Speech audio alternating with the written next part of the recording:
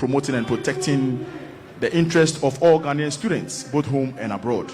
NUGS also work directly with the Ministry of Education in Ghana. I am Corporal Yaoboy Tibuatin, and I'm privileged to find myself in the midst of some fantastic personalities whom we are going to engage via interactive sessions and then discuss what went into this particular event, and then the policing initiative that has been launched by the current police administration. I have Inspector Priscilla Pepra Nkrumah. I also have Detective Lance Corporal Dunstan Guba, and then Dr. Laureen Asiedu. Guys, you are welcome to GH Police Television. Thank you very much. All right, so let me start with Doc. You are the Chief Executive Officer for GLE Connect. Yes. I believe a lot of work might have gone into what we're experiencing now. Yes. Can you give us a brief of the plans, the tour, the engagements, that has led to what we are experiencing today here at the Black Star Square? All right. So first of all, I'd like to thank you for this platform.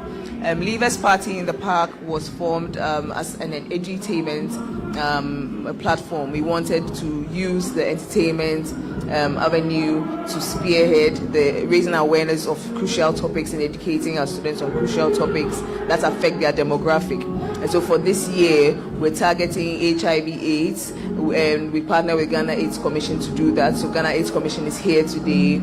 They are speaking with the students, and they are interacting with them one-on-one, peer-to-peer education on HIV awareness, prevention, treatment, and then to avoid the stigmatization of people living with AIDS.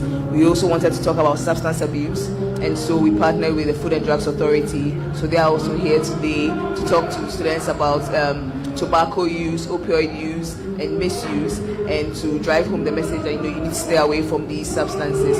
And then we, as you said, we also partner with NUGS, National Union of Ghana Students, to also come and do a career fair where they introduce the secondary school graduates to the tertiary students who will guide them on their new pathway that they are about to embark on, the new journey they're about to embark on. Some of them, they don't even know which course to select, they don't know what to do when they finish secondary school, they don't have that kind of guidance. And so we wanted to introduce them to their senior colleagues who will give them that guidance. And we know the youth respond very well to peer-to-peer interaction more than even when there's a senior involved, and so we thought it best to do that.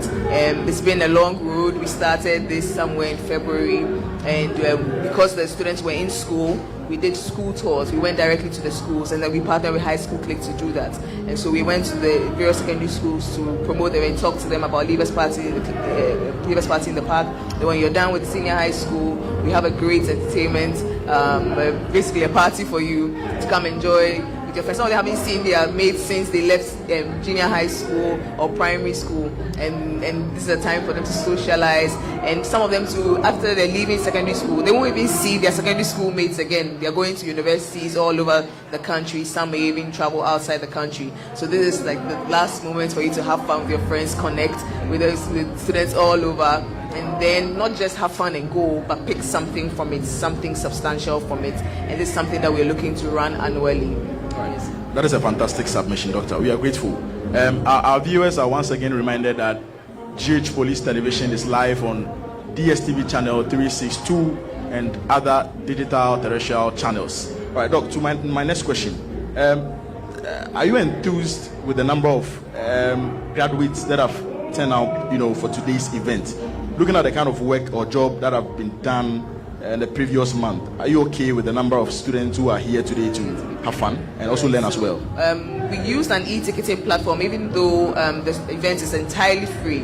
We're not charging even one person. We use an e-ticketing platform so that we can streamline the attendance. And so with the e-ticketing, we can tell in real time the number of people who registered. And we had almost 30,000 students registering for this event. And we've had a large turnout so far, and we're expecting even a larger turnout as the program continues into the evening. Performances have started, our DJs are playing music, the students are very excited, and then we're encouraged that the work that we put into it, we're seeing the fruition. We've spoken to our partners, Ghana AIDS Commission, FDA, Ministry of Energy is doing a clean cooking exhibition as well. They're introducing the students to the concept of moving away from wood and charcoal and doing more clean fuels like electricity and LPG. And we've taken a survey. How is it going? How are the students? And they're getting engagements. They are also very satisfied with the work that has happened today. They are very excited with the organizers, and they're looking to continue this partnership for years to come. And so we are happy, we are encouraged, and we are filled with more energy, more passion to go on as the years come. That's so refreshing to hear. All right, I believe you are familiar with the Snatch Them Young Policing Initiative. Yes. That is in place by the current police administration. Yes. Your take on that as well? Come again? Your take on the Snatch Them Young Police, okay. The Stypi. So it's a fantastic initiative. I believe the concept of snatching, the youth young is fantastic. That when you teach somebody, the way to go when they're young, they grow up with it. And even that's why we started all this. Even with clean cooking, people say, oh, young people don't cook, maybe their parents are home, but we're saying that we want them to get the habits, get the knowledge early enough, and they grow with it. And so we are in line, we're in tune with the police service, with your initiative, where we want to, catch them at this point where they are what we call tabula rasa. They don't have opinions on a lot of things, and we want to teach them that, we want to sensitize them to peace and security. We want to tell them, the police is your friend. Don't be intimidated by the police. If you have any issues, go to the police. Stay away from crime. Do not allow yourself to be used as a pawn in anybody's machination. Be very sensitive about peace. Ghana is, for us, it's only one country, and we should do everything we can to protect it. And even to push the idea of education and entrepreneurship, so that they have work to do. They have their hands are busy, and so they stay away from crime. And we love the initiative where you are interacting with them. They feel free. They can come to you, ask you questions, and then there's this harmony between the police and then the youth, and it's fantastic. It's fantastic. It's in line with our goals, and so we're very happy to have you on board. A fabulous submission, Dr. Lauren. We are extremely grateful to have you to speak to us on the show today. Thank you for having me. Before you take your leave, we would want to find out if organizers are also considering that there's going to be, I believe it's a maiden edition. Have you considered having similar editions in the subsequent years in different regions of the country? Yes, we have. So as you rightly said, this is our maiden edition in Accra. We were going to do this annually every year. When you finish secondary school, you are coming to Leavers Party in the park. Anticipate. It's here to stay. When we are done with the senior high school, tertiary school, a week after, we are coming to the next weekend. We are coming to Unit Bennett Square to celebrate our Leavers Party in the park. And we're also moving out of Accra to other regions. And so next year we're looking to go out to Kumasi, and the year after that go to Kakode, Cape Coast, Tamale. At a point, we want to reach a point where wherever you are, there's a Leavers Party in the park train that's coming to you. We start in Accra, we move up to the north, and everywhere, every leaver, wherever you are, you get to experience the excitement, the education, and the whole concept of Leavers Party in the park. Fantastic. Dr. Lauren, your last take before you take your leave. Your opinion on the security outlook at this particular venue. I believe that from morning, in fact, 2-3 days ago, the police have been, collaborative enough in terms of preparing the grounds for today's event. Yes. What can you say with respect to police officers being deployed around to ensure that the environment is safe and peaceful as well? It's been fantastic. It's been overwhelming. Even from 3 days ago when you started and coming in, arranging the place, so wow, the numbers and the organization has been great. We're getting feedback from people saying, wow, your organization is good right from the entrance, how police are coordinating the entry and securing the students here. The interaction, everything has been amazing. We've seen your horses display, and there's medical screening going on. There's a mobile hospital truck to take care of emergencies. It's been all overwhelming, and we're so grateful to the Ghana Police Service. We want to extend our deepest appreciation to the Inspector General of Police and the entire PUMAB as well, and the entire police service. We appreciate you so much for this, and we hope for years to come, as we do this, the Ghana Police Service will be with us, and we'll continue to snatch them young. We are always at your service, madam. We are grateful for having time to speak to us on the show. All the best, madam. Thank you very much. So I'll me. switch to Inspector Priscilla Prepran Kroma. What can you tell us with respect to the Stypi, Snatching Them Young Policing Initiative, with respect to our youth who have graduated from the senior high school level and then are ready to face, the future, particularly entering the tertiary life and also being exposed to opportunities around them? Your take on that, madam? Yes, so thank you so much, Corporal Boateng. Yes, the Stypi, like he said, is the Snatch Them Young Policing Initiative. Yes, this is the brainchild of the Inspector General of Police, Dr. George Ekufudampare. Yes, his main idea or reason for promoting this is to snatch the youth young, while they are still young, to be able to sort of steer them on the right path.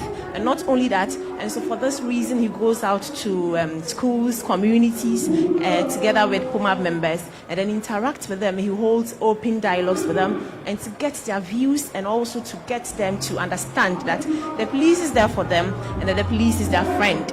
And then it is also to tell them about the roles of the police or the security, as well as the responsibilities of the young ones in communities. And I understand that this is a good initiative, and then it must be applauded. Yes, the IGP, Dr. George Ekufudampare, has done so well because it has yielded lots of results. And when you go out on the streets and then you talk to some of these young ones, they are really applauding the Inspector General of Police for this. And so if you remember, a couple of months back, we saw on our socials that the IGP on his tour, as part of the police transformational agenda, was on his tour, I think in the Greater Accra region, somewhere around Amasaman. Yeah. Yes, where he met some school peoples, and then he was trying to talk to them, and they were running away. And so one would ask, why would school children see the IG and be running? Yes, that is because in the past we have had parents or guardians put some sort of fear in children that, hey, the police will come for you. Yeah, that is when you are dealing with recalcitrant children at home. You do something wrong, they said, I'll let the police come for you, I'll let the police arrest you. And so there's that kind of fear in these children while growing up, and that they don't want to have anything to do with police. So this initiative has come to stay, and it has helped so much. This is to let the children know that, yes, the police is your friend, and you can come to us anytime you have a problem or you have some information. And I must tell you that some of these young ones have more information that is very good to safeguarding our security. They can give information on crime, because generally people would not think that, oh, I am committing a crime in the presence of a child, so he won't go out there telling. But then, if we have to push forward and then let the children know that, yes, we are there for you, they can come to us anytime, any day. And the information that will vouch, it will amaze you. And so, yes, it is a good initiative that the IGP must be applauded for, yes. Fantastic. So, the Stypi for short, Snatch Them Young Policing Initiative. All right, so let me move to Detective Lance Corporal Dunstan Guba. Our viewers are once again reminded that this particular show is streaming live on our Facebook page, GH Police, Ghana Police Service. We are live there. You can also catch us there as well. All right, Guba, can you please tell us why it is important to have our youth getting familiar to cyber security issues? So the concept of cyber security has been there for a very long time now, but a lot of people don't get to understand what it is. So permit me to, for the purpose of our viewers who don't understand what cybersecurity is, to break it down to their level. So let's take the physical world. You would realize that we have houses, we have buildings, and then there are movements of people from one place to the other. And then even in particular buildings, you realize that there are people, residents there. In the same way as you can imagine the physical world like that, that is how the cyber world is, which more often we say it is the internet world. So the cyber world is where digital devices, you can take off your mobile devices, your laptops, your smartwatches, communicate. Now, the mode of communication on the cyber world is just as individuals moving from one place to the other. And you bear with me that if you are leaving the house and then you leave your door ajar, by the time you get back, criminals would have at least taken all your property. That is how the cyber world too. If you don't protect your assets, which is your mobile device and the information on the mobile device, which you can liaise it to the individuals in the physical building, in the physical world, you realize that before you know it, your information out there is stolen by criminals. and your house itself can be broken into and be stolen by criminals. That's a very one of the very interesting thing about cybersecurity. And more often, people think because they don't have a mobile phone, cybersecurity shouldn't be something they should be of interest. But then you realize that you have a Ghana card. What happens if that information seated on someone's database is broken into? And for our young ones, you realize that, let's consider this issue. I bet you that if you count out of the 2,000 people, young individuals that are here, almost 90% of them are using a mobile phone. Probably they are streaming on social media, posting pictures and all that. And that is what we are advocating. As much as you are using the internet, you are using social media platforms, you need to safeguard your accounts and safeguard the kind of information, because the young ones are most vulnerable. Cyber criminals don't care if you are old or young or you can't even see, as long as they know you. Even when your information is not online, they can impersonate you. And that is the education we are trying to give out there to the young ones here, to safeguard their digital footprint, to safeguard their digital devices. So that is what cybersecurity is all about, and for the purposes of our young ones, for them to understand that their information can be stolen, they can be victims of sextortion, digital extortion, mobile money scams, and the likes. All right. So that is a fantastic submission from Detective Lance Corporal Dunstan Guba. All right, Guba, to my second question, what are some of the possible threats that could face these young ones, in the space of the cyber world? What are some of the threats that they could face? Yeah, thank you. You see, cyber criminals have a very direct way of operation, especially when it comes to young individuals. They use what we call social engineering techniques. Now, the social engineering is about preying on individuals' vulnerability. Let me just make a scenario. Assuming I post a lot on social media, and currently we are at the Independence Square. I post them at the Independence Square on Facebook, and then someone contacts me that on Facebook that I'm also at the Independence Square. Where are you? I give the person my location. The person gets in contact with me by means of chatting me using the Facebook messaging app, and then we become acquainted to each other. And then imagine we get onto a very intimate relationship, and then I exchange very private information about myself to the person. One unique thing we should understand as young individuals is that the cyber world is a virtual world, not unless you can physically authenticate the person's personality. So assuming I know you, for you are using your phone and you are chatting with me with a particular account on Facebook or Instagram, I cannot 100% conclusively judge that indeed you are the one I am chatting with. And this is how social engineering starts. They prey on your vulnerability with the kind of information you share out there. And that is one thing young individuals need to understand, that people online are not who they say they are unless you can authenticate personally that this is the person saying who he or she is. And you realize that more often the results of online recruitment scam, where young adults, after graduating from SHS, they go on social media wanting to be recruited in the security services and other government agency, gets in contact with these cyber criminals. And these cyber criminals create fake accounts, and then they chat you impersonating legitimate institutions. And at the end, you realize that they take your money and then you don't find them. And that is one of the dangers in the cyber world as young individuals. Another danger I can talk about is cyberbullying. So cyberbullying basically is people shading you, harassing you online. And I mentioned that the amount of information we put out there is that information that cyber criminals use against us. So let's be mindful of what we share. The internet doesn't forget. Whatever you would have posted 10 years ago can be still found online. All right. Thank you so much, sir.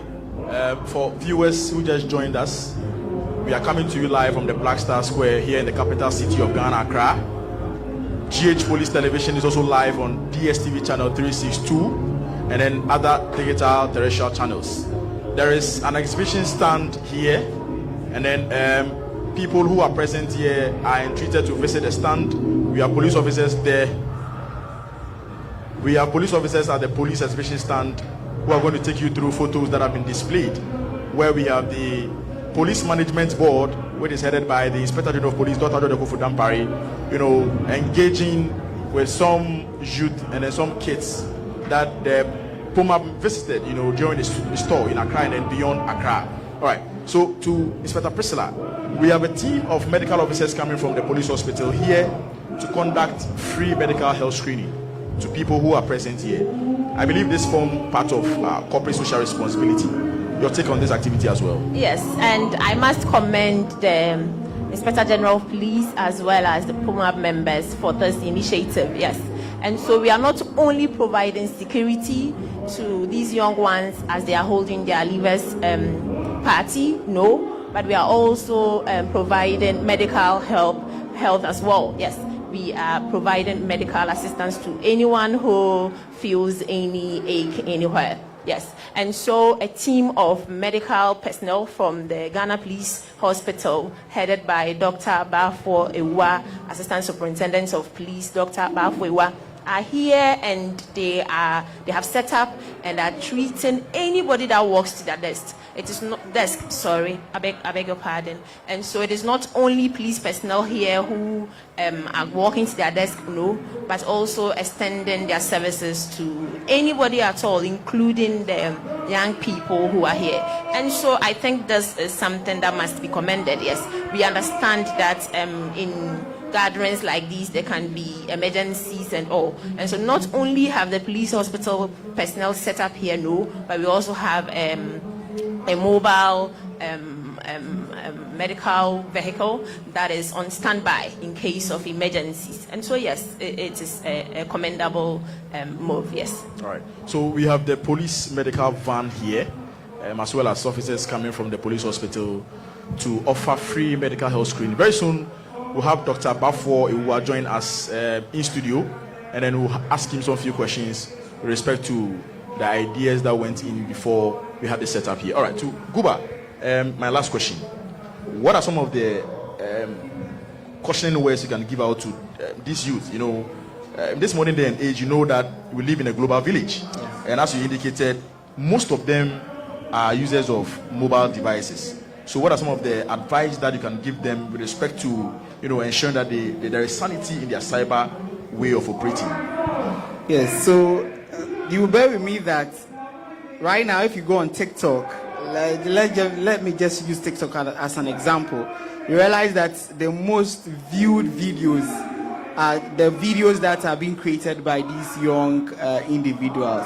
And so with that, you understand that these young ones use social media a lot. Now, one thing social media has brought to bear is privacy concerns.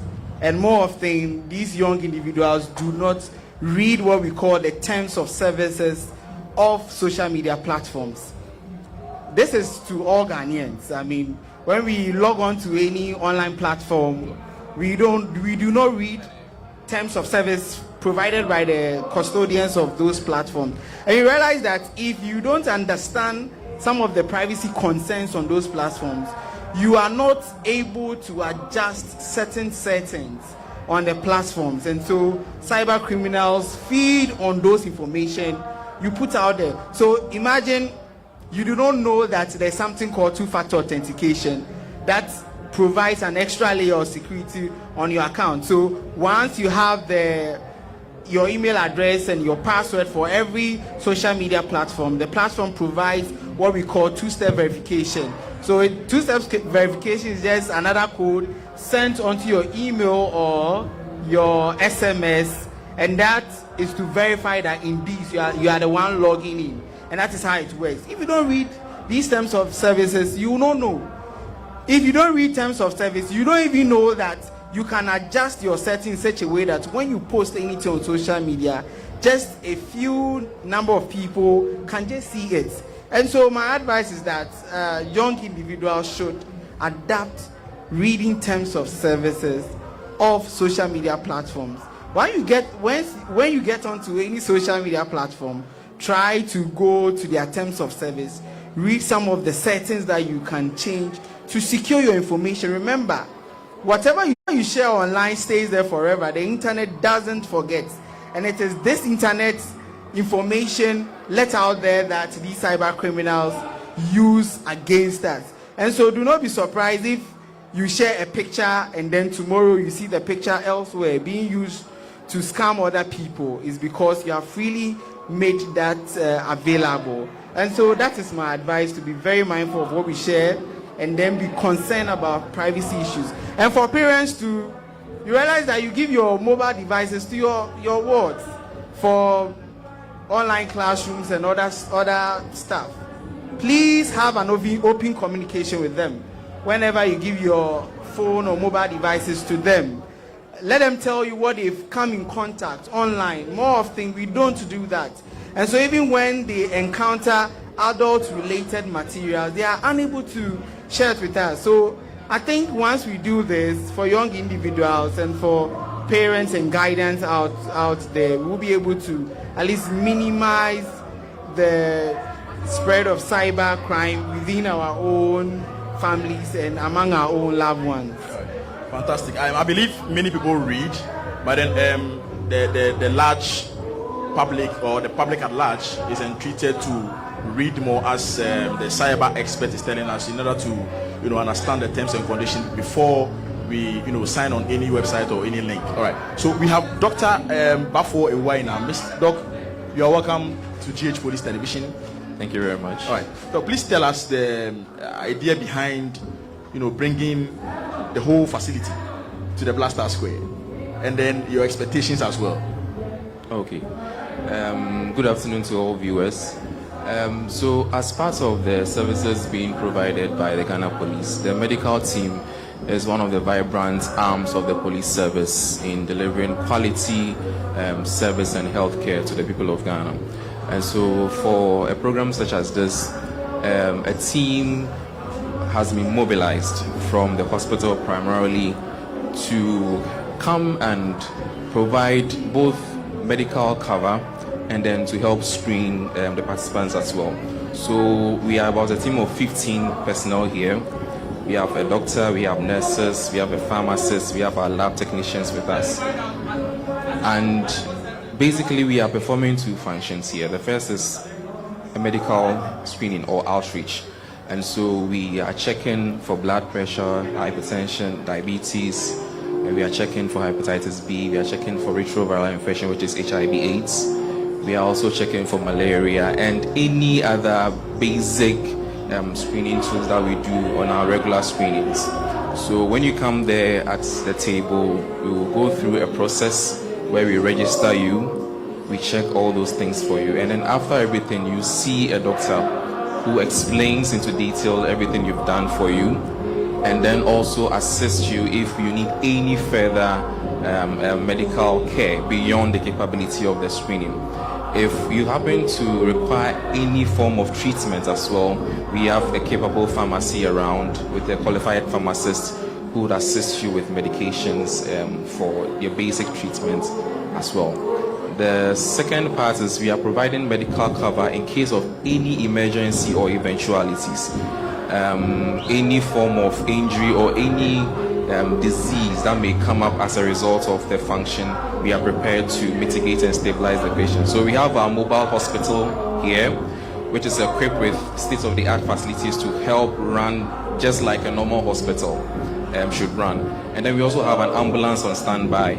And so in the case where we think that any eventuality or emergency is beyond the capability of the mobile hospital, we are quickly going to send the patient to the nearest hospital with the ambulance. So basically that is what we are doing here this afternoon. Fantastic. Then it means that the Ghana Police Service is entirely prepared, both security-wise and health-wise. Doc, are you enthused with the number of individuals who have turned up for the screening so far?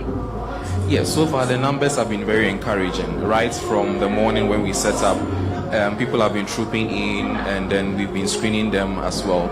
I think so far, majority of the people who've been coming in are usually okay. They just want reassurance to know that they are, their health-wise, they are okay. We've had a few people who come in that we think that we need further care, and we've done justice to them by referring them to the appropriate facilities. But so far, the numbers have been very, very encouraging. Thank you so much, Doc. If you are now joining us, we are coming to you live from the Black Star Square in the capital city of Ghana, Accra, where our siblings or friends who just completed their second cycle education are being engaged in an entertainment event dubbed Leavers Party in the Park. All right, so we pretty soon will be crossing over to the main event and then pick feed from the stage and then come back in studios and then continue our discussion. Stay tuned as GH Police Television is available on DSTV channel 362. We are also live streaming on our Facebook channel at Ghana Police Service. We shall be back soon.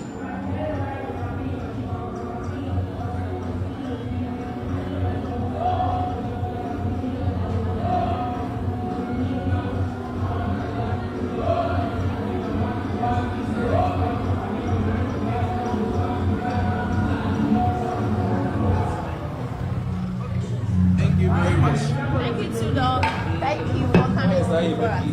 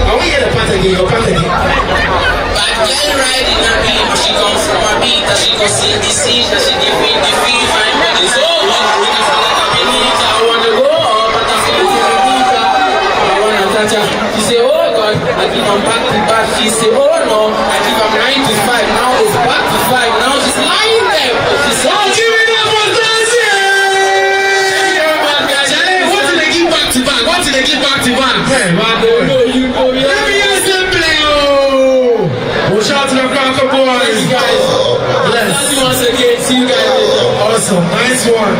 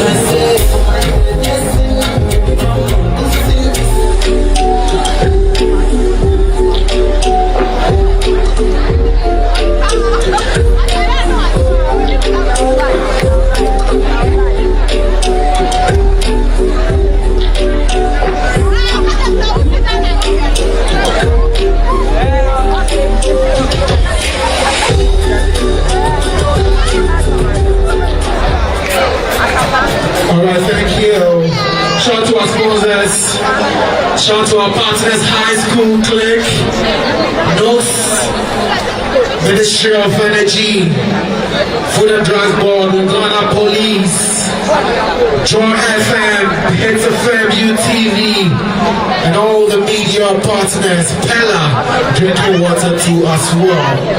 Are you ready for Herman Sweet? Oh, I didn't hear that.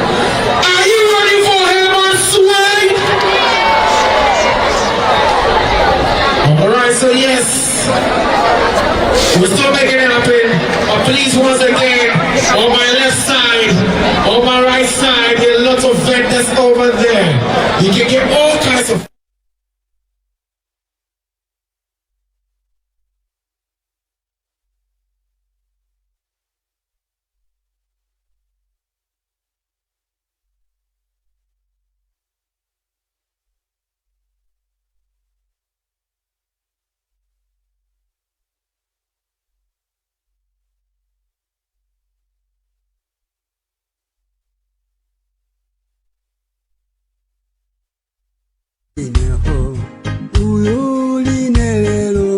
mene mwana wanzeru line ho line ho uyu line rero mwana wanzeru ukaja mama wa amatengadzaje kusesa pakomo pamaivaje ukaja mama early morning amatengadzaje kusesa pakomo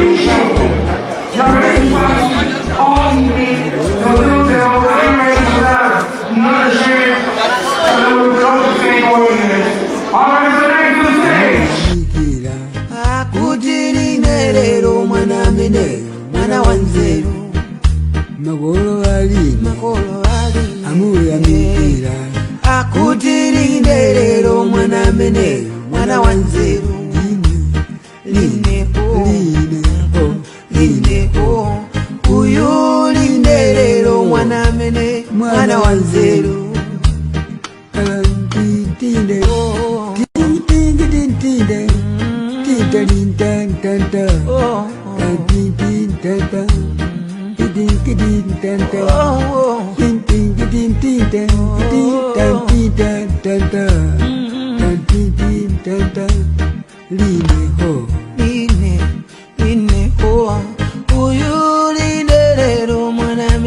mwana wanzeru agire gogo wana madingo namuyamikira kuti na madingo mwana wanzeru agire gogo wana madingo namuyamikira kuti na madingo mwana wanzeru simukunda mago talizina malota ine bambo wanga tandisienda salandeka talizina ni malota ine bambo wanga tamwalira ndasalandeka gondo mama gondo une mama mwe gondo mama chalamanda tafera moenda we gondo mama gondo une mama mwe gondo mama chalamanda utafera moenda we nangomba mbiliyo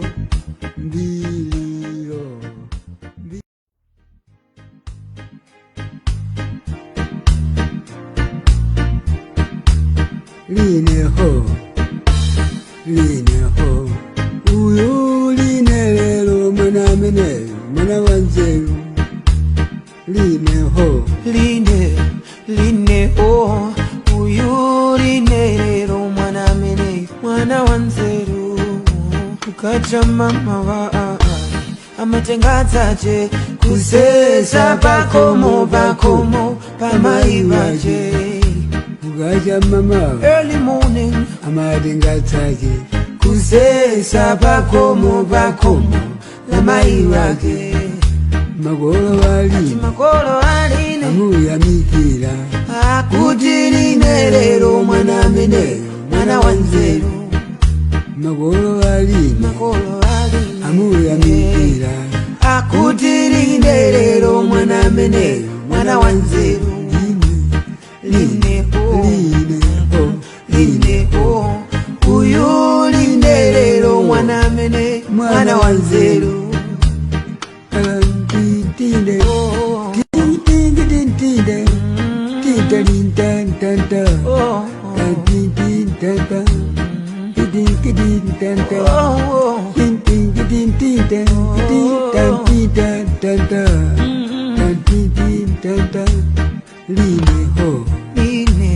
line ho uyu line rero mwana wanzeru agire gogo wana madingo namuyamikira kuti na madingo mwana wanzeru agire gogo wana madingo namuyamikira kuti na madingo mwana wanzeru simukunda mago talizina ni malota ine bambo wanga tandisienda salandeka talizina ni malota ine bambo wanga tamwalira salandeka Gonda mama, Gonda mama, gonda une mama mwe, Gonda une mama mwe. Gonda mama chalamanda, Tafera mwenda we. Gonda mama, gonda une mama mwe. Gonda mama, chalamanda, utafera mwenda we. Nangomba mbilio.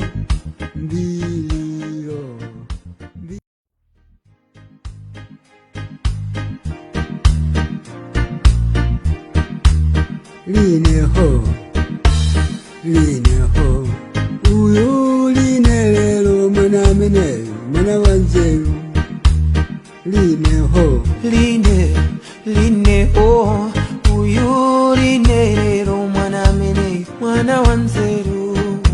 Ukacha mama wa amatengazaje, kusesa pakomo pamaivaje.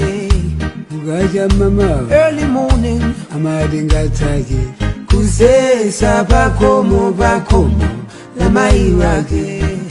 magolo wali, Makolo aline, amuya mikira, akuti line lelo mwana mene, mwana wanzeru. magolo wali, Makolo aline, amuya mikira, akuti line lelo mwana mene, mwana wanzeru. Line ho, uyu line lelo mwana mene, mwana wanzeru. tinde, tinde, tinde,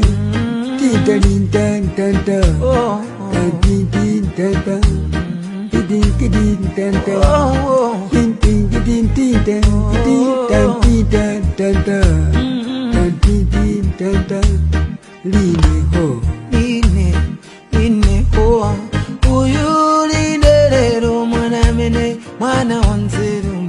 agire gogo wana madingo, damu ya mikira, kudina madingo mwana mene, mwana wanzeru. Agire gogo wana madingo, damu ya mikira, Mukutina madingo mwana mene yu, mwana wanzeru. simuku na mago. Tawizi na mwe, Awizina ne malota ine, bambo wanga tandisi enda salandeka. Tawizi na mwe, Awizina mwe ni malota ine, bambo wanga tamwali enda salandeka. Gonda mama, Gonda mama, gonda une mama mwe, Gonda une mama mwe. Gonda mama chalamanda, tafera mwenda we. Gonda mama, gonda une mama mwe. Gonda mama, chalamanda, utafera mwenda we. Nangomba mbilio. Work and happiness.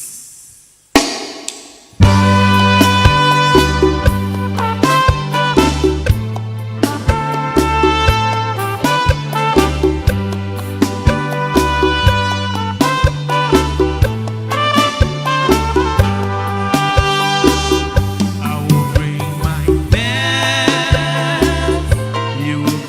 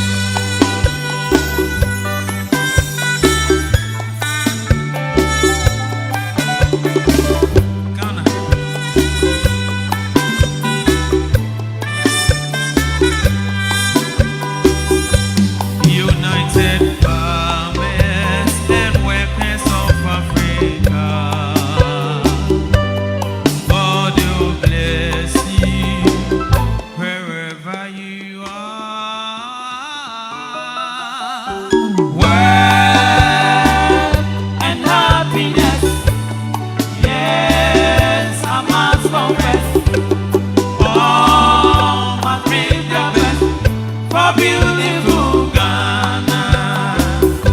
United farmers and workers of Africa. God will bless you wherever you are.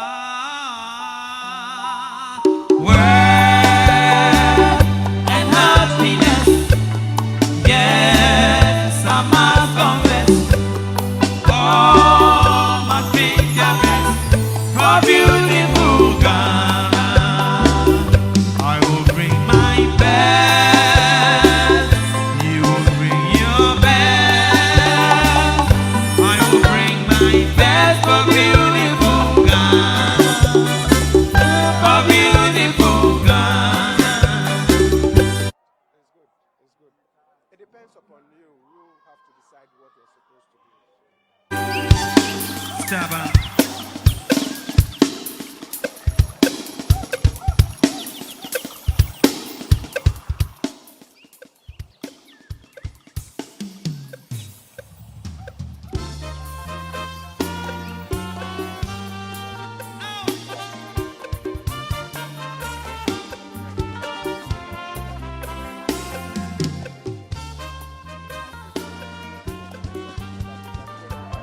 Action on that.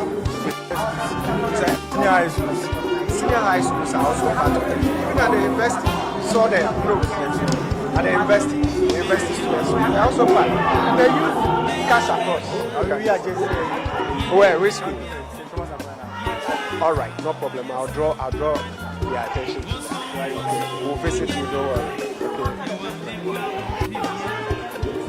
So if you want to take a picture too, you can also use the backdrop and then take a picture. Any other question? Or you are okay? Are you okay? You are welcome. All right.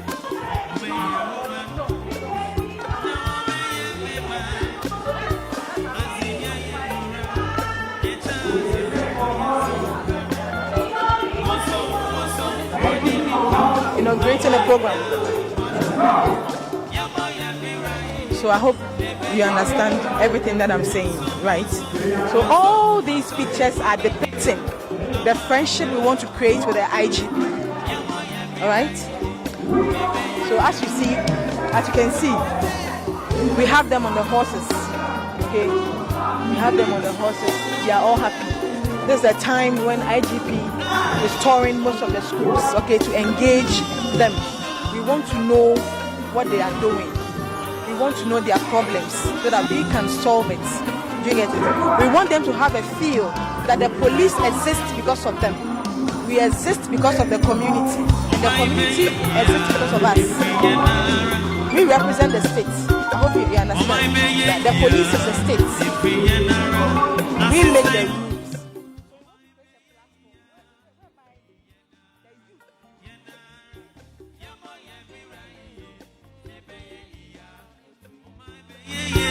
Oh my baby,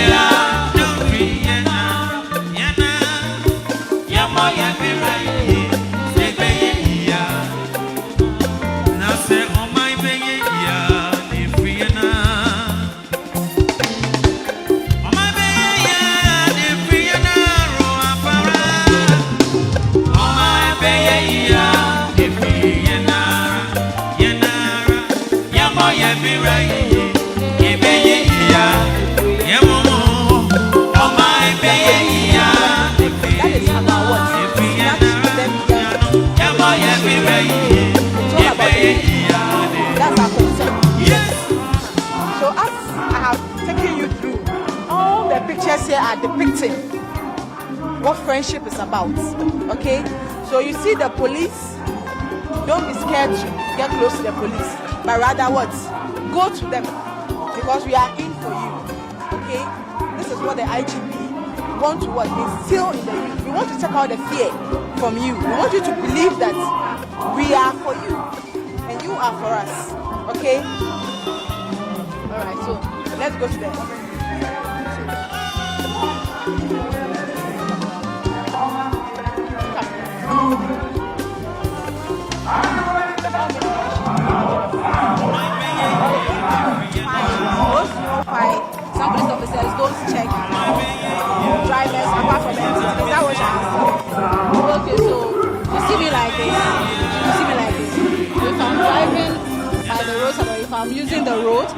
I see any driver misbehave, I have to see to it that he does the right thing or apprehend him or question him. Do you understand? Of whatever he is doing. If it's the wrong thing he is doing, I need to put him in check. But then it is the work of the MTTD. But maybe at that particular point in time, the MTTD personnel wasn't around. Maybe the duty point was far from where the incident happened. And if I happen to be around, yes, I'm a police officer, then I have to. Do you understand? Or are you okay? So every police officer can apprehend. You can arrest. And then you take him or her to the nearest police station for necessary investigations. Are we okay? So it doesn't mean if MTTD is not there, then anybody at all can misbehave. No. No. Are you okay? Anymore? Are you a Muslim? You are beautiful. You are okay. Okay. So thank you so much for coming. We hope you join the service soon. Okay? It's your results or it's not in here. So when it comes, make sure you join the police service, all right? Yes. If you check just behind this banner, the police TV team is there, and we have the ICT guys there. Yeah, cyber security personnel. My mom was like, I have to know the police. We have one guy. He's called Danstan Guba. He's just behind here. So after you finish with me, you can just go behind. You see him. He's called Lance Corporal Danstan Guba. He's a cyber security analyst. He's very good. So yes, you can actually come. Okay. All right. So thank you so much for coming. Have a nice time.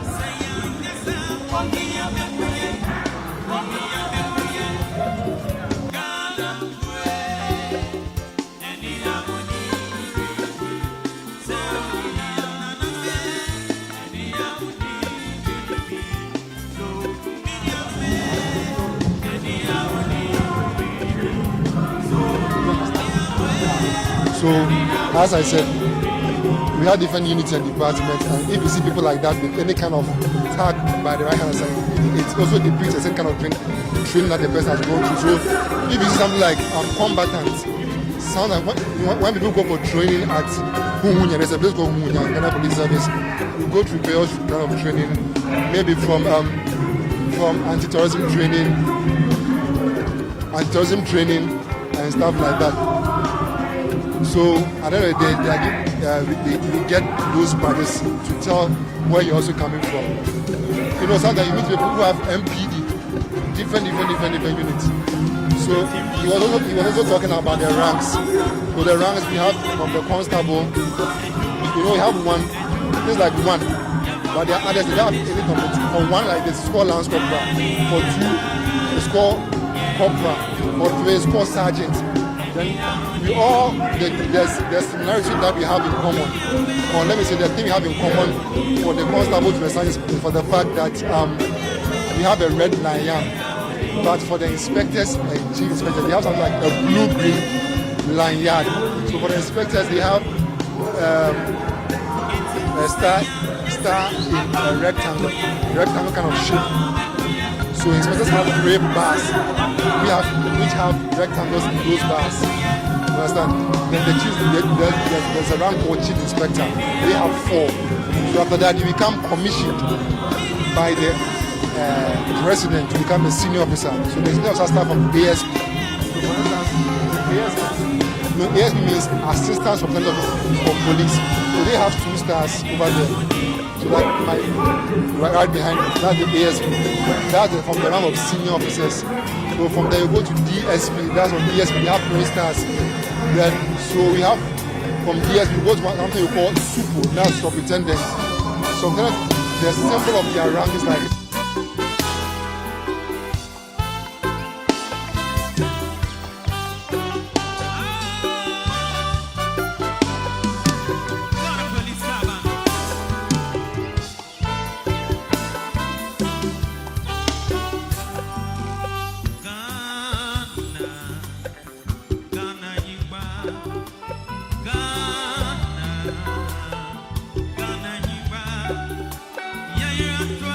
Yeah.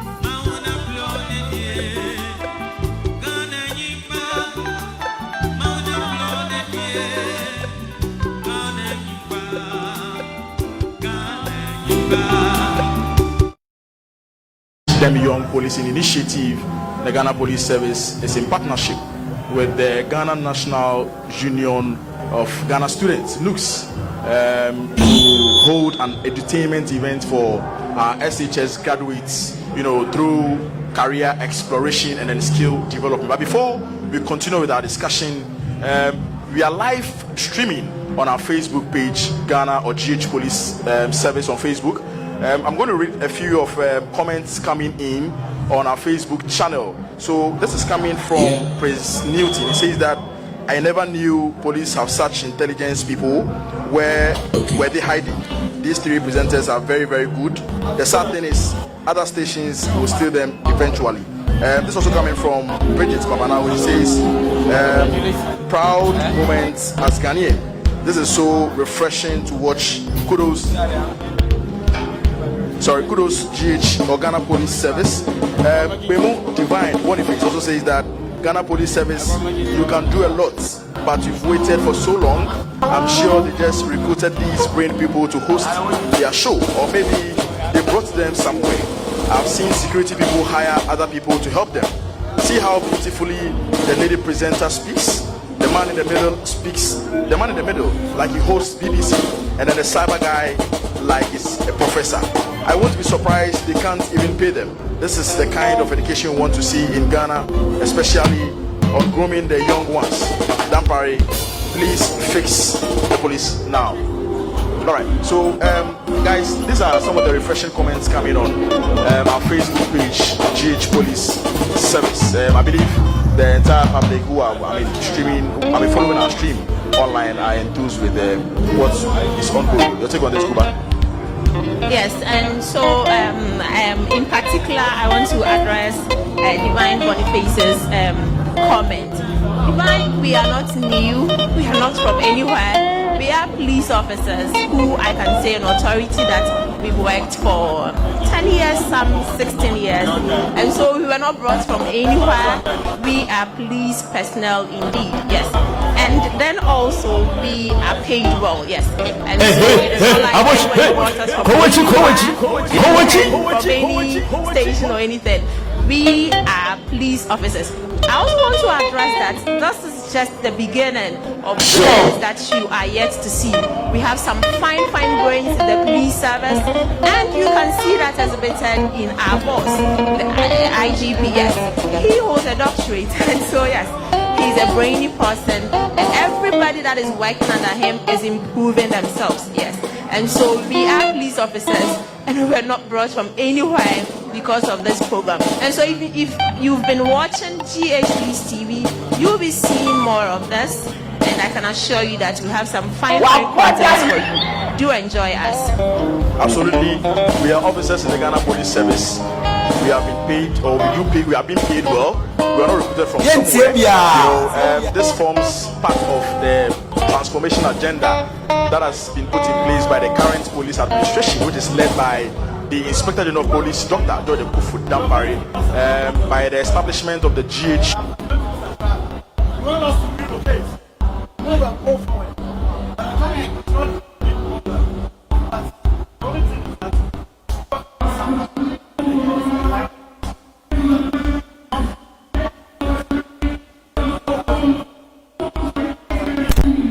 To ensure that we serve the public, with maximum security and then in absolute humility. All right, so Guba, let's continue our discussion. We want to find out what we mean by sextortion or sextortion. Yeah, that's the right word. Sorry. What do we mean by sextortion? In the cyber security. Thank you so much.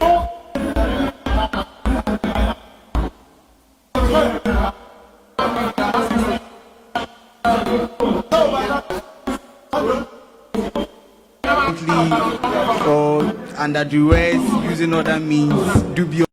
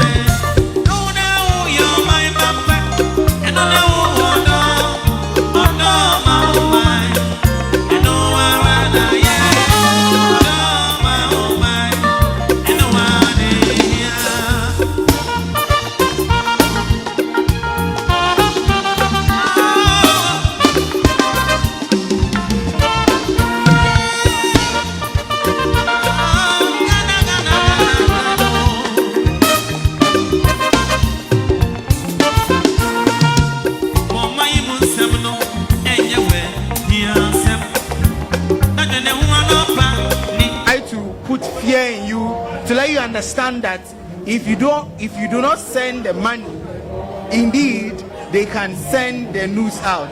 In other cases, they send the videos to you as an evidence for you to know that indeed they have your news. And when you receive the video, typically as a human being, you will be fearful. I mean, you would think that once this news goes out, I mean, posterity will definitely judge you. Everybody will know. So basically, that is the modus. And so once you know this line of operation, especially by a sextortionist, then you should know that when it gets to that place, you should be very mindful that you are going to be a potential victim of sextortion. Great. What are some of the intentions of sextortionists? Can you tell us, the intention of a sextortionist? Once you encounter them in your line of operation or way of life. Yeah. So by the name, we say extortion. They want to get your money. They want to let you send monies to them. And mind you can never finish paying a sextortionist. And so if you get into a situation where someone is requesting that you send him or her money for your nudes to be deleted or to be blocked by any means, you should stop as soon as possible.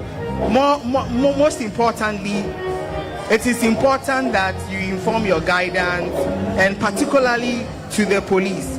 Most of the times we fear that once our news goes out there, our friends and family gets it and it becomes a problem. But there are always options to safeguard yourself and the kind of information that is let out there once you become a victim of sextortion.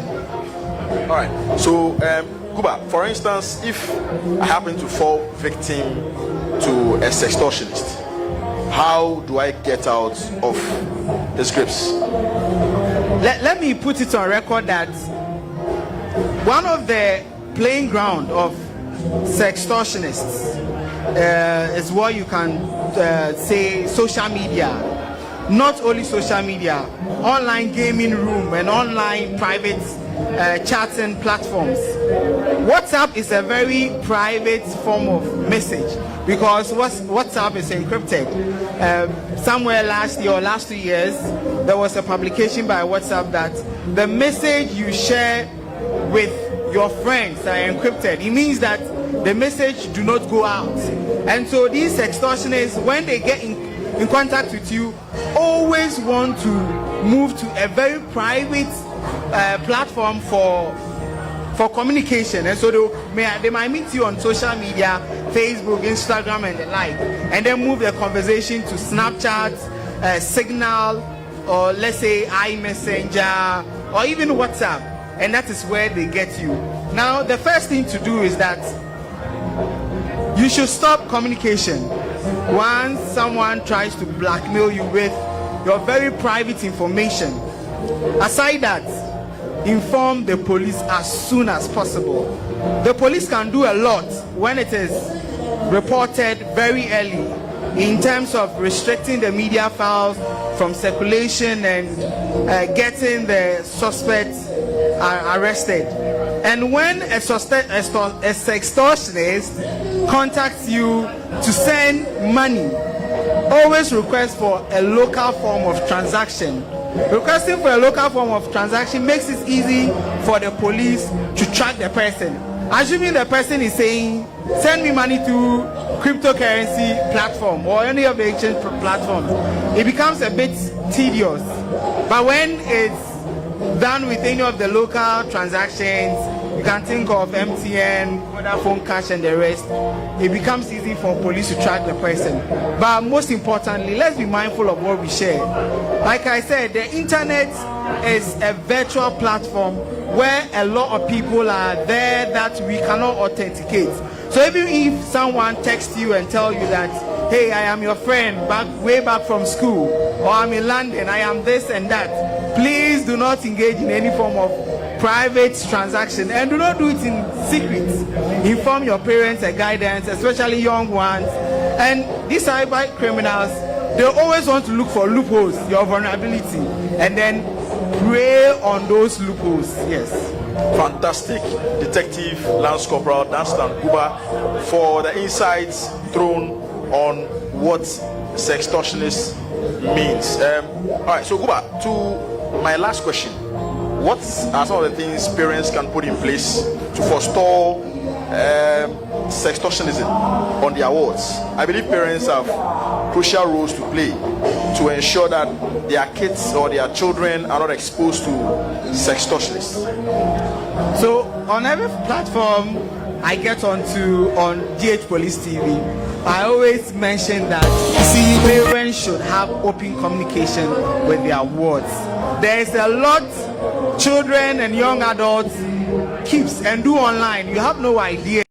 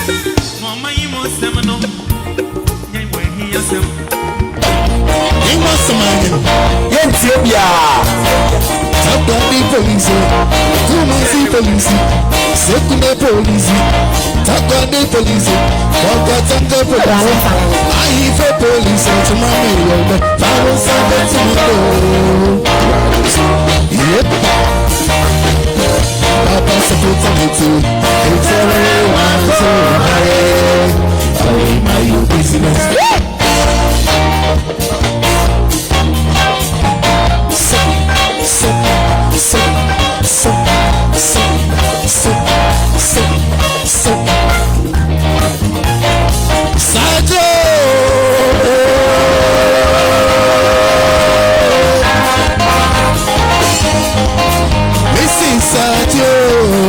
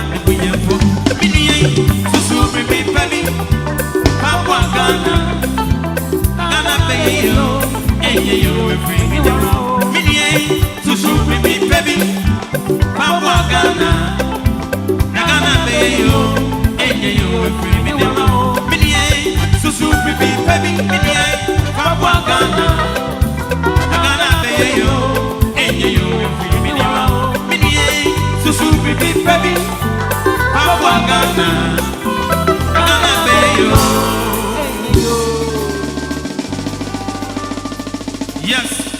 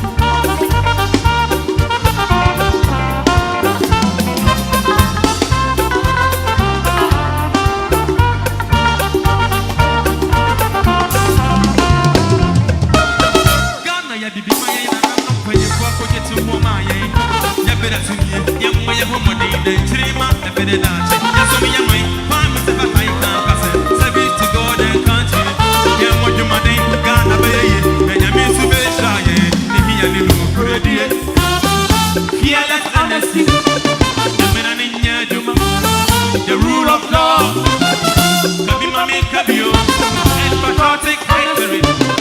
God bless our homeland Ghana.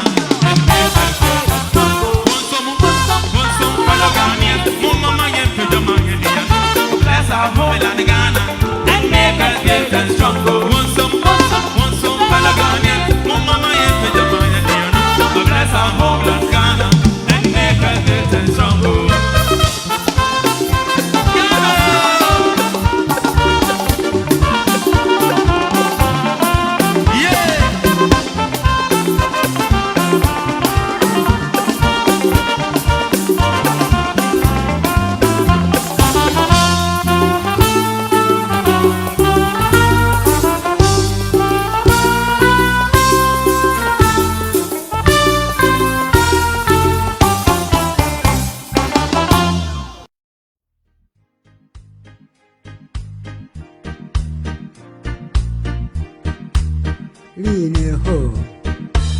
Line ho, uyu line lelo manamene.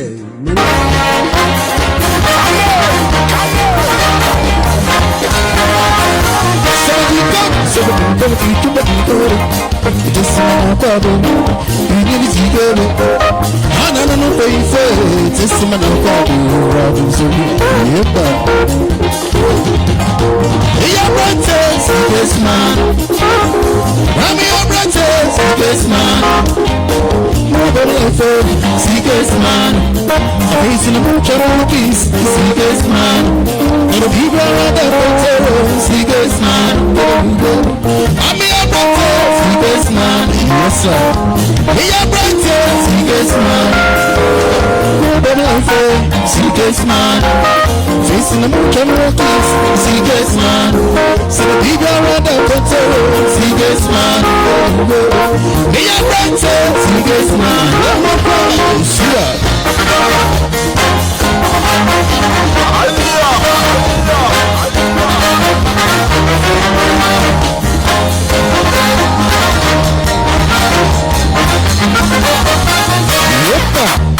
see so no more. Don't see so put the more one side. Yep. It's all okay. If you are cooking, it's all little. Okay. It's all okay. If you are cooking, it's all okay. If you are cooking, it's not let me say so no. Let me know that you feel. It's not let me say so no. Looking for the graphic. It's not let me say so no.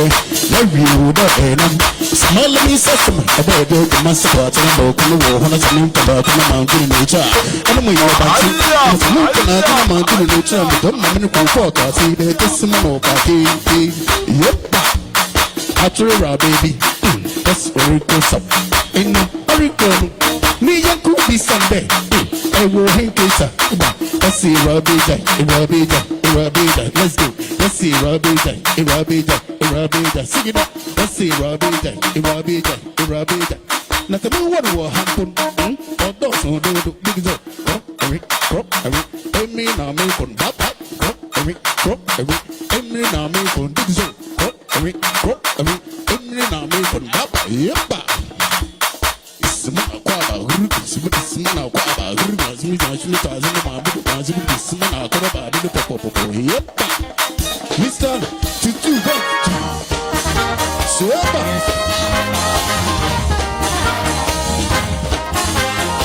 Yes, sir.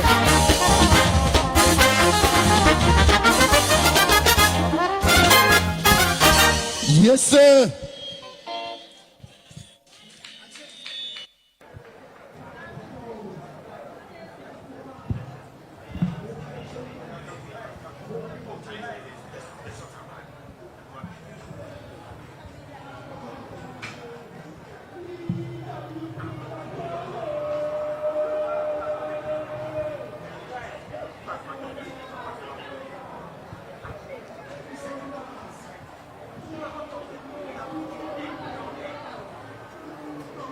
Viewers are welcome back to the studios of GH Police Television.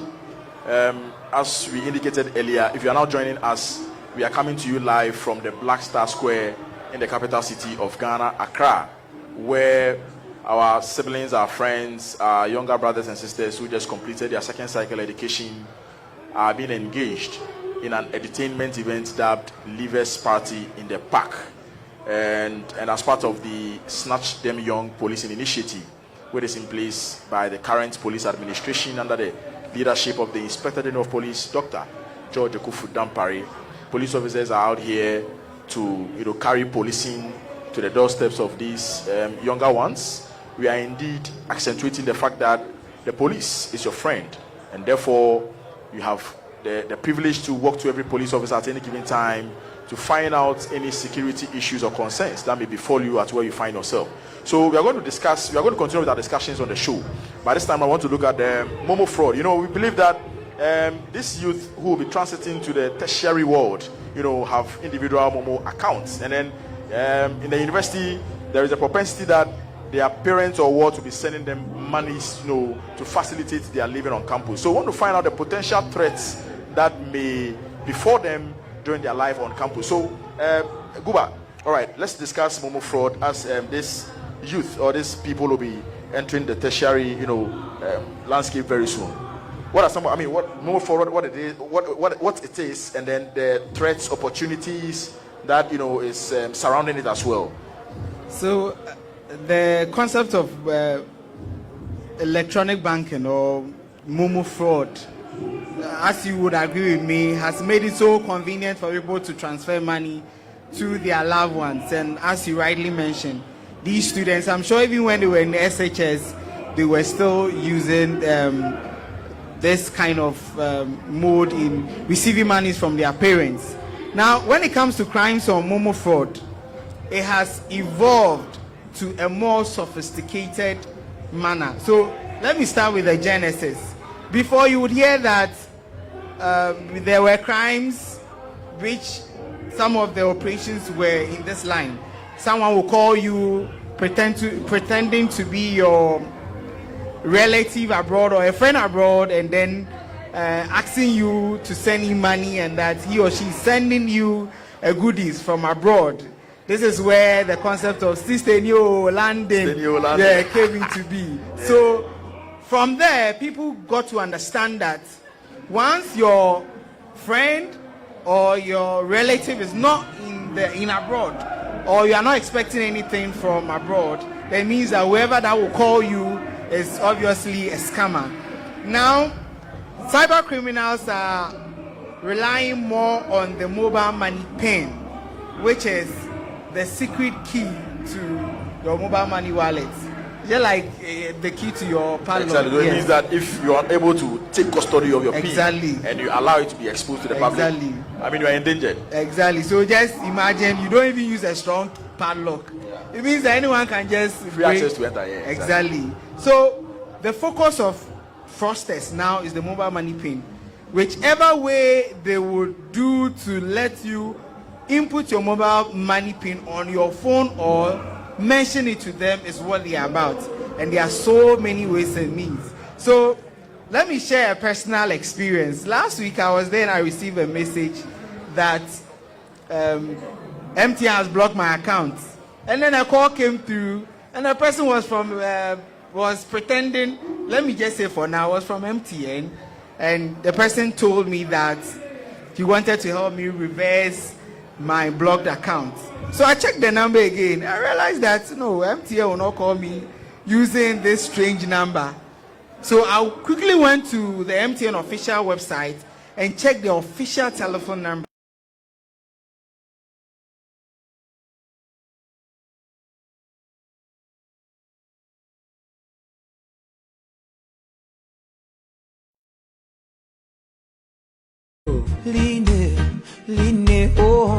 Exactly. And even before then, I got through my messages and realized that there were a lot of typographical errors. I was like, will MTN do this deliberately? Then I realized that the person is a criminal. So I did a bit of investigations and I realized that the errors they make when sending in a scam message is intended. The reason is that MTN will not, or any of the service providers will not allow the cyber criminal replicate exactly the message they would have sent to you. So instead of the O, they will do it zero. Yes, yeah, they will change some of the font styles and the sizes just to confuse you. And if you don't know and you don't do your research about it, you realize that this is indeed from MTN. By the time you realize you are your money is a victim, your money is gone. So it is a red flag for us to understand that if our number is blocked, let's not even engage the service providers on phone. For me, I always advise that the best thing to do is to visit the service providers themselves directly. I don't trust, excuse me to say, I don't even trust the service providers. So once you are keeping my money, I need to be sure that my money is safe. Exactly. So I'll quickly walk to the office and ensure that my money is safe. If it's that there's an issue with your account there, and then they will be able to rectify it for you. So like I said, there are so many ways and means they use to want to let you mention your mobile money PIN to them, or for you to input your mobile money PIN per the instructions they will tell you. And you should know that MTN or Vodafone or Airtel Tigo, ZPay, your banking institution will never request you to enter your PIN in your Momo account. And that is a red flag. There are so many ways, but the target is your mobile money PIN. Mobile money PIN, fantastic. All right, Inspector Priscilla. Very soon, these people, I mean, the senior high school graduates, will be moving on, into the tertiary world. And I believe that most of them have individual mobile money accounts where their parents or wards will be sending them monies on their platform. What do you think are some of the factors that have led to innocent people being victim to Sister Neo landing? Yes, thank you so much, Corporal Boateng. So we have received lots of complaints regarding mobile money fraud, yes. And it's quite worrying that sometimes we do not only receive complaints from only people we think do not know how to read or write, but some very literate persons have fallen victim to such scams. So then you're saying that victims don't really have, regardless of your academic background, whether no, the problem is when it comes to this. Yeah. Then sometimes we are in a hurry to respond to messages or calls without doing any due diligence. And then as young people like these ones, you get a call from somebody telling you have won any draw or anything like that. And then they want you to enter some numbers and then secure your reward. Okay, Mr. Priscilla, I'll come back to you. Sure. Viewers, we are transiting now to the police exhibition stand where we have the Accra Regional Police Commander, Commissioner of Police, Dr. Gariba, and then some other senior police officers visiting the stand. We are going to pick a live feed and then get viewers abreast with what is going on there, and then come back to the studios and then continue our discussion. So we are going back to the police exhibition stand.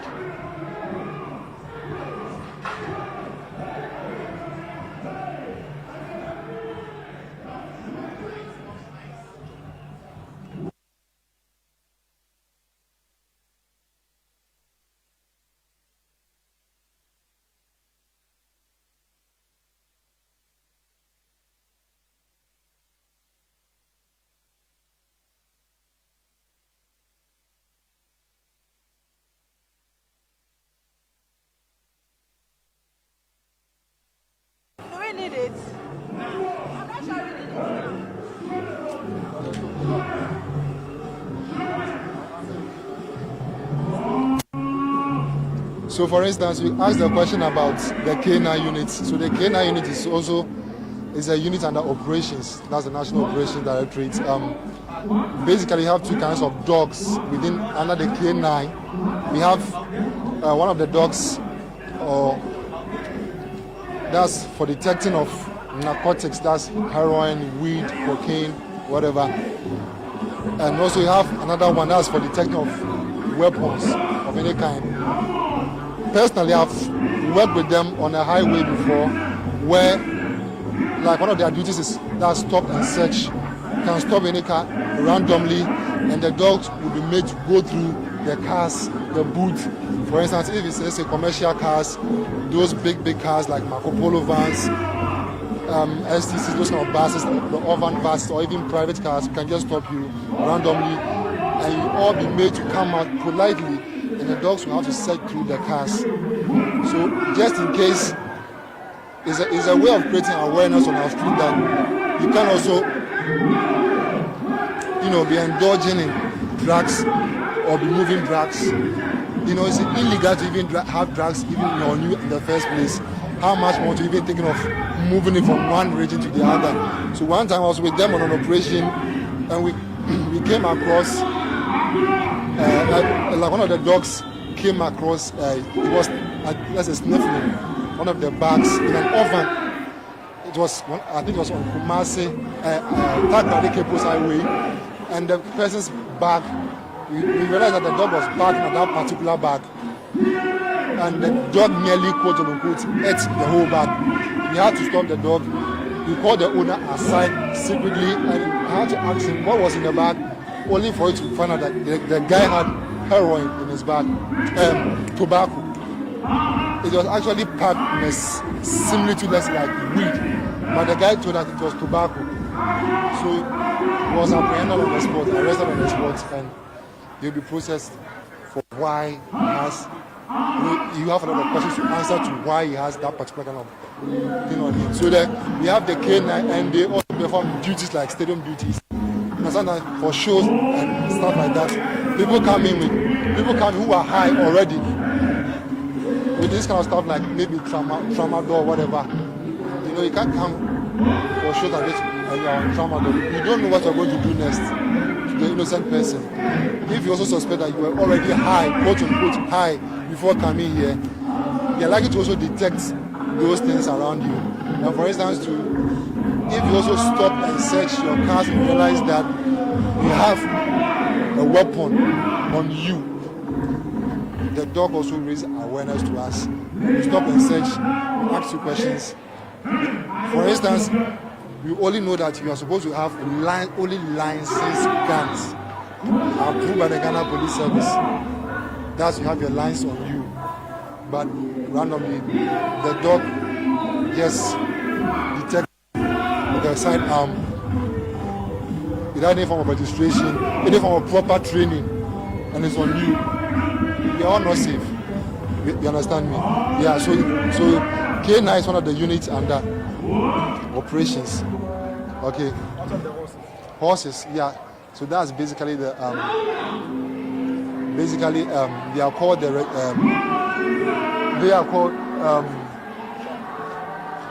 the police mounted squadron. Okay. So they perform duties, several duties, duties like let's say escorting the president. Most of the time they precede the presidential convoy for state functions like let's say the Independence Day and the State of the Nation address. They mostly precede the president convoy, and also they perform duties like riots on also horse patrols, for instance, and also duties like maybe also helping school kids cross.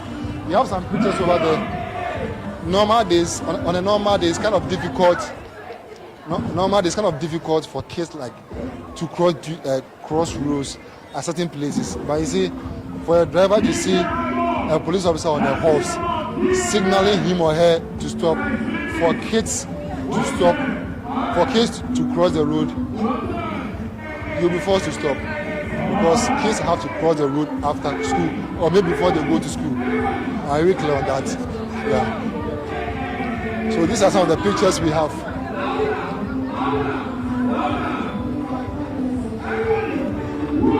Which one else do you, these are also some of the programs we have, okay, and these are all our visits to schools, different schools in Greater Accra and also outside Greater Accra. So these are actually the students from police schools, okay. We have a police school, like how the military also have the schools. We also have police schools.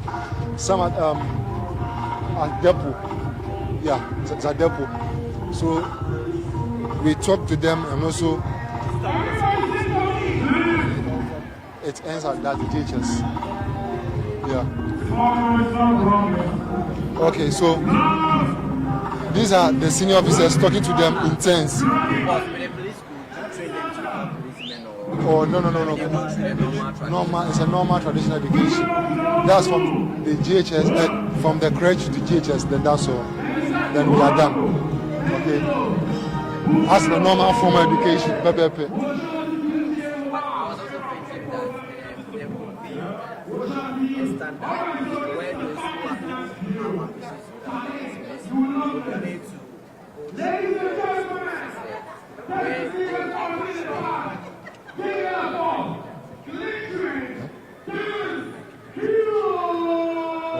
Where they would be trained and made abreast with the law. Okay. So that when they become policemen, they would know the law and know how to operate in that regard. I said that I was humbly suggesting if the police school, there could be a system where those who have ambitions to become policemen in the future would be made to pass through your system of education, where they would be made abreast with the law. So when they become policemen, they already know the law, and that would guide their line of action all the time. Wow, this question is kind of deep. So it's kind of more or less like we are also introducing another form of curriculum into the education sector of teaching them the law. But the other time, I wanted to ask if at your training you are taking through the Constitution and made abreast with the Constitution, so that whenever you face any issue, you know how to constitutionally. So you have to restate. Yeah, we once had a good time with the police, and I wanted to. Just that very unfortunate, I couldn't have the opportunity. That during your training, if you are made abreast with the Constitution, so that in case you face any issue, you would know how to redress that constitutionally, or you just have this normal left-hand, right-hand training when you are recruited. Ask the question again. Ask the question. Yeah, I said that I wanted to know if at your training grounds you are just taking through the normal left-hand, right-hand training, or aside the left-hand, right-hand training, you are schooled on the Constitution, so that in case you face any issue as a policeman, you know how to constitutionally redress that. Was to some greater extent, I mostly feel most of the policemen aren't abreast with the constitution and they mostly operate out of logic or common sense somewhere? No, we are trained.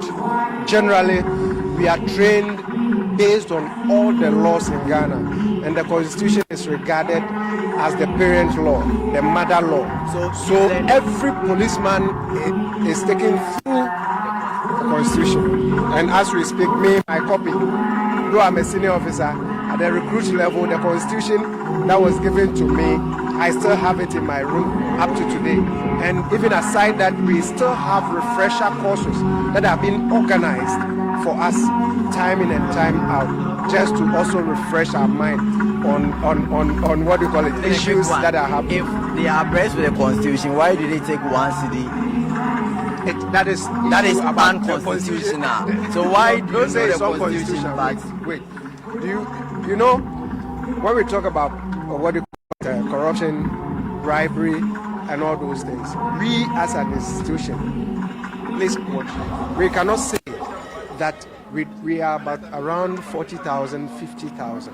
Definitely you will get some policemen and women who will misconduct themselves. Exactly. That is why when you come into the police service, we have a unit we call PPSB. It used to be PIPS. I don't know whether you've heard it. PIPS. Now it is called Police Professional Standards Bureau. Police Professional Standards Bureau. That is PPSB. That is a unit that has been established to check some of this misconduct on the part of policemen and women, so that if it gets to administration that you have misconducted yourself in any way, the administration will deal with you per our internal procedure. You understand? Issues about corruption and bribery and all those things, this current IG would never ever condone. And if you involve yourself in it, definitely we will use the internal procedure to deal with you. Wait, then I think this new development could be communicated to the general public, so we would all be a check to help solve this once and for all. Because I know that the IGP has been doing exceptionally well, just that the few bad nuts amongst the good ones are some way blotting the kind of legacy or image he is currently printing. So communicating to the general public, we could also be a check to seal whatever good thing you are doing in the country. Thank you very much. And I'll add to it that we have had cases of misconduct where the police administration has meted out sanctions to police officers, be it bribery, corruption, whatever, as I stated earlier on. For that, the administration will never ever condone. And if you involve yourself, as I stand here today, if I involve myself, it doesn't matter whether I'm a senior officer or I'm a junior officer, you will be taken through the internal procedure. So that one we will never ever condone. Okay. That is why we are working with you, so that we do the kind of policing that you want. You, the youth, the police is our friend. Yes, the police is your friend. So we want you to be closer to us, so that we do the kind of policing that you want from, not the kind of policing that we want, but the kind of policing that you, the youth, you want. So how could we, the youth, swiftly reach out to the police? Our doors are open in case I'm on a public transport traveling from, let's say, Kumasi to Accra, and I encounter something which I believe it will be very imperative or prudent to include the police to right the wrong. How do I reach out to the police? Have you ever come across any of our emergency numbers? Emergency numbers. Now I'm coming to test you. I'm coming to test. No, I want to test you so that, let me test you so that if you don't know, then you know 191. So you can reach to us. But most of my colleagues do not know. That is why I'm so it is good. You are live on GH Police TV. So you are live on GH Police TV. So speak to your colleagues and then let them know the number. Let them know the number. Come, please come. Please come. Please come. Tell them. You are live on GH Police TV. So tell them. You tell them. Mention the number again. And 191. 191. Yes. And then we have 18555. 18555. That is it. You see, so all these numbers are emergency numbers. 24 hours when you call, when you are in distress, when you are facing a challenge, and you call, they will definitely respond to you and then assist you. Yes. Any other question? Any other question? Yes, if you have a question, you can bring it up. Yeah, I wanted to ask something. The police service is doing well in the tertiary schools, whereby in the tertiary schools, you have security, you have the police patrol, the visibility in our tertiary. But when you come to the senior high schools, I don't know how they operate, but there are no security service. We have the quotes and unquotes, what we term as the watchmen, of which when incidents happen in our senior high schools, the teachers themselves have come to the police station instead of first going to the security. So I want to ask, since you have visibility in the various tertiary schools, what about the senior high schools? Because most of the senior high schools doesn't have security services, police services. You have the so-called or quote-unquote the watchmen, and most of them are in their 60s, 70s. They are old men. They aren't young boys. So how is the police also addressing such issues? All right. You know, it is part of this administration's policy. That is why we have what we call Snatch Them Young Policing Initiative being introduced by the police administration. We want you, the youth, to partner with us. You give us ideas, just like what you've raised, so that the administration will fashion out policies that will favor you, just like what you've raised. So definitely we are listening to you, and whatever the administration will take action and then provide whatever security you want. That is why the Inspector General of Police has taken it upon himself to go around and visit some of the schools, especially the second cycle institutions as well, and deliberate with them, so that when these ideas come up, then the administration will also listen and then put in place plans in order to deal with all these issues. That's a very nice thing. And I also wanted to ask the security services, like you go to some of the banks, they are not policemen, they are like a private security service. I don't know whether they are working together with the Ghana police or they are a different set of security on their own. Yes, one thing is that the police service is there for everyone. Our services are open to everybody. But when it comes to providing security for the banks and all those things, it depends upon the bank. If the bank need it, they will then write to us and then we offer them that kind of protection. If they don't need our presence there, they will sit in their corner. They feel that maybe... Viewers are once again welcome back to the studios of GH Police Television, where we are transmitting live Leavers Party in the park as part of the Snatch Them Young Policing Initiative happening here at the Black Star Square in the capital city of Ghana, Accra. Before we continue with our discussions on the show, there have been some few messages on our Facebook wall or Facebook page, Ghana Police Service. I'm going to read a few of them and then continue with our Momo fraud. All right, so this one is coming from Prince Newton. He says that the cyber guy is good. It is good to know people have brilliant people. The three people there are academicians. I'm in love with the lady presenter. This one is coming from Lanyo. All right, so this is our stand, the police. Senehia Emmanuel. He's saying that I'm Lanyo watching from Akim Oda. Lovely programs, but the stream is not good. And you guys keep switching from interactive program to band music. It makes watching a little boring. Joyland, Abna, Frema, Ano. I'm watching from Canada. Please, I want more light on the Momo scams. I have a daughter, she schools in one of the universities in Ghana. My word is watching, please. This one says, we don't want to watch band music for now. Ghana Police Service, let's enjoy the show and then let's stop the band music. This one is coming from Prince Newton. The kids need more cyber security education. This one is also saying that my name is Mbebe Richard, watching you live from Salaga. I like your program, it's very educative. This one is coming from Prince Newton. Shout out to IGP Dampare. God bless him. All right, so we are continuing with our discussion. Once the messages are coming in, we'll be taking them as well. All right, my guest is in. Hello, you're welcome to GH Police TV. Thank you very much. Please tell us your name. Devina Adodakwa. Sorry? Devina Adodakwa. All right, Devina, as part of Leavers Party in the Park, you know, it is a combination of two events, career exploration and then skill development as well. Now, we are discussing Momo fraud or Momo scams on our platform.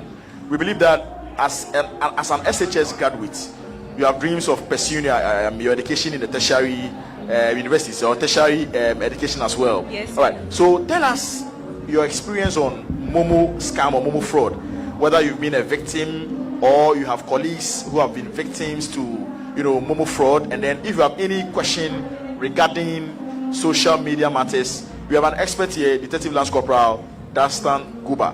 Probably you have been exposed to cyberbullying, and then you need to get some information or advice from the technical perspective. So tell us if you've had such experience before. So me personally, I haven't really gotten any experience about Momo fraud, but I was told that one of my friends, she wanted to order for something online, and then they told her to send the money to a number, but nothing came, as in what she ordered for didn't come, and she didn't also know how to track the people that took her money.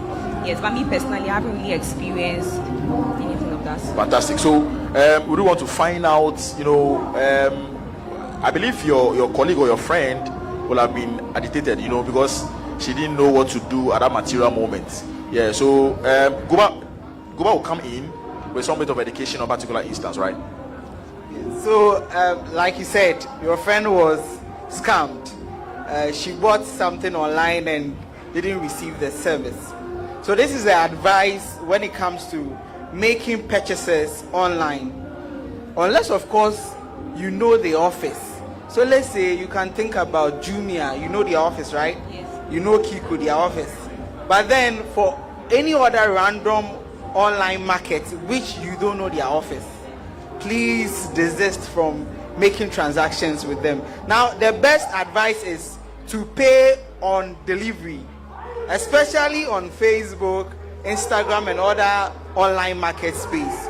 Do not make purchase before receiving the product, because how do you then track it? Like you said, you cannot track the person. And in an instance where you've made a purchase and then you didn't really have paid and you didn't really receive the product, the first point of contact is the Ghana Police Service. Now I hope you know our emergency numbers, right? You don't know. We will teach you before you leave the show. Yes, you contact the Ghana Police Service. Now 191. Yes, you did well. Now, the cybercrime units that are specialized in handling such cases are decentralized in all of the regions. So whether you are in Upper East, Upper West, you can report it to the police service. And don't think that you calling them over and over will make them send your money or your product. Once you are scammed, they are gone with the money. They cash out immediately, they get the funds. So report it to the police service. You can also report it to the service providers, because we work hand in hand. Yes, please. But how will they know that it is actually true that you have been scammed? Because that is why I'm saying that once you report it to the police, you provide your contact details and the contact details of the platform that you dealt with. The police has a way in collaborating with the service providers. So let's say if it's MTN, maybe I've sent monies to you. You are claiming that I've not sent money to you, but the police can find out even when you lie. Do you understand? Yes. So that is the idea. So you can inform and educate your friends and family on issues of that such nature. Please, last question. All right. So please, if links have been sent to you on your phone, please, how would you know that the links are virus made, or maybe they're from scammers or something? Because the appearance of the link looks catchy, like very attractive. This is a very intelligent question. Thank you for that. There's something we call phishing links. So these phishing links are links that cyber criminals develop or clone. So let's say there's a Facebook page, but then these cyber criminals develop a clone page of Facebook.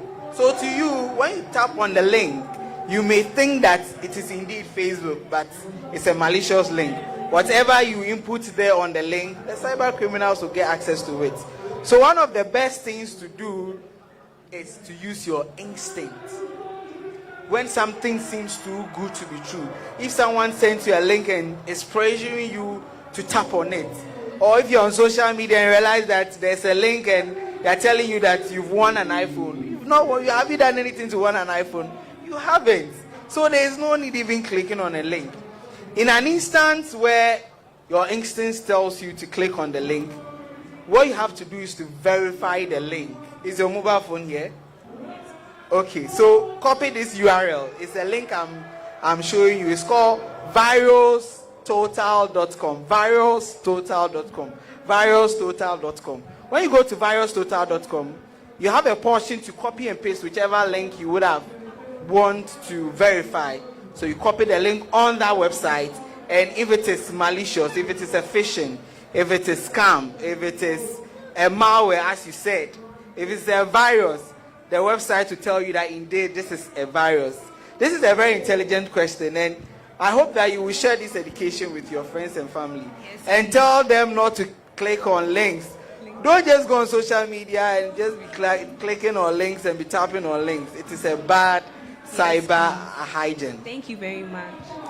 Davina, I believe you've learned something on our show today. Yes, please. Yes, and then by extension, there is a program on GH Police TV that cyber crime alerts, of which we have brought outside the main studios of GH Police TV here. So you are entreated that once you go back to your homes, you keep your TV channels logged to GH Police TV every day. You find this nice gentleman on your TV sets offering education on the questions that you are asking, and then others as well. Okay, so when you get home, preach the gospel to your mates as well to get their TV sets tuned to GH Police TV. Before you take a leave, police emergency numbers are there for your own consumption. I realized that you were struggling, so there are three in fact. The first one is 191-112-18555. Okay, once you are done, you are going to be given a sticker which has these numbers on them. Okay, so anywhere you find yourself in Ghana, upon the suspicion of any criminal character, you can call on the police to come in. Before you take your leave, finally, what is your general impression on the security outlook at this particular venue prior to the event ongoing here? I believe you've seen police officers around, right? So what can you say to that particular one? I think it is very, very tight, because when I was coming, I was scared because maybe I thought those boys would snatch my phones and take them away. But when I came and I saw how tight the security level was, I was very impressed. Fantastic. Davina, we are extremely grateful. Okay. All right. Thank you. Hello. Hello. You're welcome to GH Police TV. Thank you. Tell us your name. Gamadi Ivy. Sorry? Gamadi Ivy. All right, Ivy. Okay, so do you also have any questions with respect to your social media platforms, whether you've been a victim to Momo scam or Momo fraud, or any social media question in general? We have an expert in cybersecurity who is ready to, answer your questions or your problems with respect to social media platforms. Yeah. So my mom was a victim. So the guy called her and was like, they've sent him mobile money to her account, and when she checked, yes, the message was there, all right. Then she called them and was like, how will she return the money? And they told her some codes that she would follow. Okay, so if I understand you, the criminal told your mom that he or she has mistakenly sent an amount of money to your mother's Momo account or wallet, and therefore your mother is expected to return the money back to that criminal. Yes. So what happened? So when my mommy checked, it wasn't true.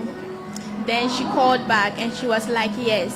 And then they were like, MTN will call them, will call her to tell her that yes, the money is for the man. So within like few seconds, the man called back and were like, I'm from MTN.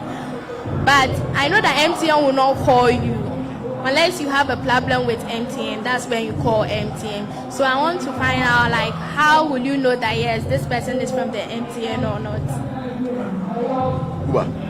So this is a very brilliant observation you made. MTN or whichever service providers that you are dealing with will not call you to help you do a reversal, and even with that reversal, they will not even tell you to return the money. What the service providers do is that, assuming you send monies to me, like the example I just made with your friend, and then the money is indeed seated on my phone, what you have to do is to report it to MTN, and MTN won't call me. They will do the reversal on their system themselves. So if you've sent a wrong transaction before, you realize that the money will be there. By the time you realize the money is gone, that is how it is. That doesn't mean that if someone sends a wrong transaction to you, you should also cash it out. That is a bad practice. You understand? So that is how it is. In an event where indeed the person wants to, like you mentioned, scam you, the money is not there, don't try to entertain the person for a long period of time. Pick the number, call the Ghana Police Service on the emergency numbers. I hope you know them. Don't let us repeat it. Can you mention them? 191. Yes. And 122. Or 12. Yeah, 112. Okay, so you've done well. And then report it to the police. Better still, you can tell your parent to just walk into the nearest police station and report that particular number. Maybe you have escaped it, but the person is indeed doing it to other people. So you would have, in the long run, helped to prevent cyber crime in such manner. And God will reward you. Thank you so much, Danstan Guba. Ivy, do you have any further question for our experts in cybersecurity with respect to social media? No. Okay. Yes. All right. So as I was telling Davina, we have cyber crime alerts on GH Police Television. Okay. Do you frequently watch it? Do you often watch it? I saw the fire service one. Yes. All right. So we also have one on GH Police TV. It is shown every day on your TV screen. So we'll entreat you that once you go home, please tell your parents that there is a program on GH Police TV, right? We're also live on DSTV channel 362 as well. Okay, so at any given time, you can watch us on GH Police TV for all your cybercrime issues. Before you take your leave, the police emergency numbers, you need to be abreast with them. 191 112 18555. Ivy, we are grateful. All the best. All right. Hello, sir. You're welcome to GH Police TV. Thank you. Tell us your name. Abdullah Mustafa Ubakaji. Right, Mustafa. We also want to pick your thoughts, your questions, your opinions on online fraud, particularly Momo scam. Have you ever been a victim to mobile money fraud? No, please, but my friend's mom has been a victim. Wow. So I believe you have some questions to ask with respect to that particular crime. We have our cyber crime expert here who is ever ready to offer solutions and then advice to you on those subject matter as well. You mean I should bring out solutions? Or? Probably if you want to find out or if you want to ask questions with respect to your social media handles, you know, whether you have been cyberbullied before, whether you have been a victim to Momo fraud or Momo scam, or whether you have a sibling or relative, you know, suffering that particular crime, and then you want to find out the problems that they went through, and then at that particular time they didn't get anybody to seek professional advice for, you know, and then going forward to serve as a lesson, you know, as to you as well. My friend's mom, she was called and she was told there was a money sent to her account. Then she told my friend to come and see, but I told them it was a scam, and there was a catchy look of a link. I don't know, but I still told them that it was fraud. But my friend said I should ignore it. And I said no. You had a feeling that it was a fraud, eh? Yeah, because you had a feeling that it was a fraudulent link. Yeah. So you should just ignore it. Because she wasn't well educated. Okay. Somehow illiterate. So I told her it was a fraud. But she doubted you? Yeah. Then I saw a money transacted to her account, and I told her now it was fake. But she insisted and I persisted, but still the same thing. So I was trying to call my uncle, who was also a police, but no, I couldn't reach him. So I wanted to know if maybe if they send a link, a catchy link, that's there will be a way so that you can find out that that link is fake. So my colleague will address that accordingly. Yes, I like what you said, catchy link. It means it was too sweet. Or it was what? It's very deceiving. It's like very a clone. deceiving. Yes, like a clone. Yeah. So, with links, with the advancement in cybersecurity, these criminals really invest a lot of resources. So, you might not be able to even differentiate a legitimate link from the one that you are saying is catchy. Because just by watching it, you may think that is what it is. Do you understand? Yes, please. One of the ways that I want you to cultivate in identifying if a link is legitimate or not. Let's say Facebook. You know that the domain for Facebook is what? Facebook.com. If you want to go to Facebook, you type facebook.com. Yes. Copy the URL of Facebook. Just search, you know what you are, just the link. Exactly. Copy it and put it on a notepad. I hope you know what a notepad is. Yes. And that catchy link to copy it and put it on a notepad and compare the two. You realize that the catchy link will have a different font style. Do you understand? Yes, please. Yes. So there are so many languages in the world, and what you may think it is the alphabet O might be 0 in another language, and that makes it what? Catchy. So when you find catchy links, you can copy them on a notepad. It's available on your computer, and then do the comparison. If you don't have time to do that, there's a tool, an online tool called virustotal.com that you can use. So you copy the link onto virustotal.com. Yes, and then paste it there. If it is malicious, they will tell you it is malicious. But you see, you followed your instincts. You were smarter.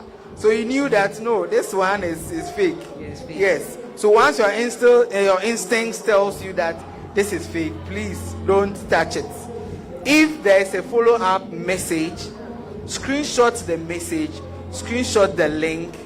If there is a number attached to it, screenshot it and then bring it to the police. And then we shall track the person who created that catchy link and get the person arrested. Because you might, your friend's mother, right, would have been saved by the advice you gave her. But then what of another person? You realize that there are a lot of victims the person can get. Do you understand? So whenever you have these kind of issues, educate them with the education you've had. Are there any other more questions? No. Thank you. All right. So, thank you, boss. But before we switch to take the opinion of your other colleague, I believe you made some observations with respect to the security outlook here. You find police officers, all over the place, just so to ensure that your security and safety remains a top priority. What is your impression on seeing the security arrangements being put in place by the police administration here to cover your event? When I got in, I saw police. Then I said, wow, yeah, then it's a great show because the security is tight, nice, and very secure. So, like, I didn't bother much. Great. Yes. Great. Thank you so much for passing through. We'll have another session with you later on. Thank you so much. All right. Hello. How are you doing? I'm fine, thank you. What's your name? Chelsea. Chelsea. Yeah. Wow. Your team is struggling in the English Premier League, All right, Chelsea. Do you also have any question for us with respect to your social media handles, whether you have been a victim of cyberbullying, whether you have issues with mobile fraud or mobile scam? Any question? We have our cyber expert here who's going to assist you with questions and then how you go about handling your social media platforms.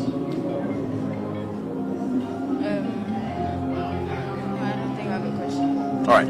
Okay. So then, to your general security, where you live, where when you have now left school, you are preparing towards your tertiary academic escapade. All right. So, when you find any suspicion in terms of crime, do you know you're supposed to report to the police? Yeah. Are you sure? Yeah. So that means you are apprised with the police emergency numbers. Is that? Are you familiar with the police emergency numbers? No. You are not. All right. So we are going to educate you on this platform, right? All right. So we have 3 police emergency numbers. The first one is 191, 112, and then 18555. Okay. All right. So wherever you find yourself in Ghana, anytime you suspect any criminal character, don't relent, don't be hesitant. Just call us, and then we'll come in. Okay. And now, Ghana Police Administration, the Ghana Police Service, administration has established GH Police Television for your own safety.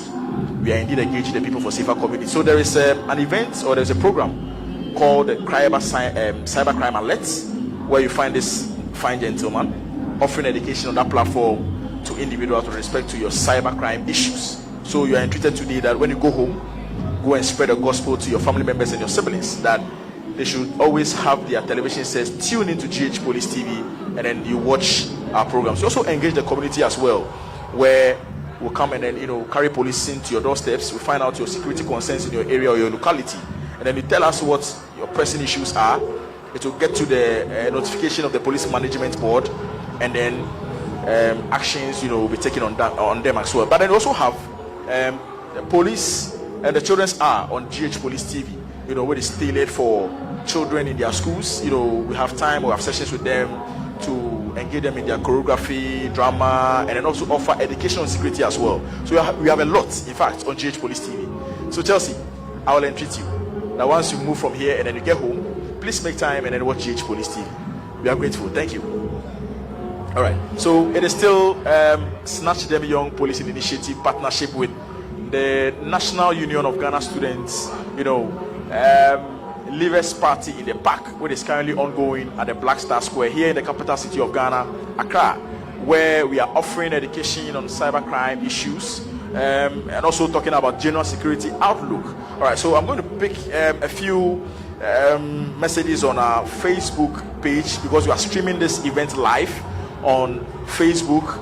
GH Police Television is also here at the Black Star Square.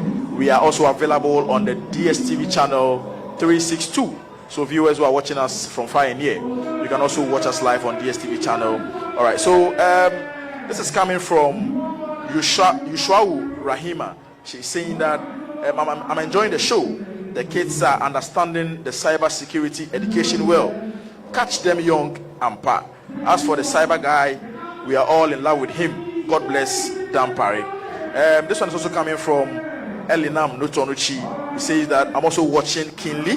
Yashua Rahima says, Dampara, you do all for this initiative. All right, so keep your messages coming in on our Facebook page. We'll read them accordingly to our lovely viewers as well.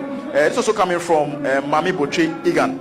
She's saying that big ups to GH Police TV crew. Kobwatin, you do all. Thank you so much for these messages. The event is still ongoing, and then pretty soon we also have another. We'll be crossing over to the main events to bring you live feed. But then before we do that, we also have another guest who has joined us. We're going to engage her and then find out what her issues are. But hello, you're welcome to GH Police TV. Thank you. What's your name? Mami Adjoa. Mami Adjoa. Wow. Mami Adjoa, so can you tell us whether or not you have issues with respect to your social media platforms? I believe since you have completed senior high school, you'll be moving on. You haven't. You're still in school. Wow. So I believe mommy or daddy will send you money on a mobile money account or wallet, right? Do you have any questions with respect to mobile money fraud or scam? We have an expert with us, GH Police TV. His name is Detective Lance Corporal Dunstan Guba. He's a cyber security expert. He's here to willingly offer you education on how to handle your social media portals. How will you know if like a number that calls you is a scammer?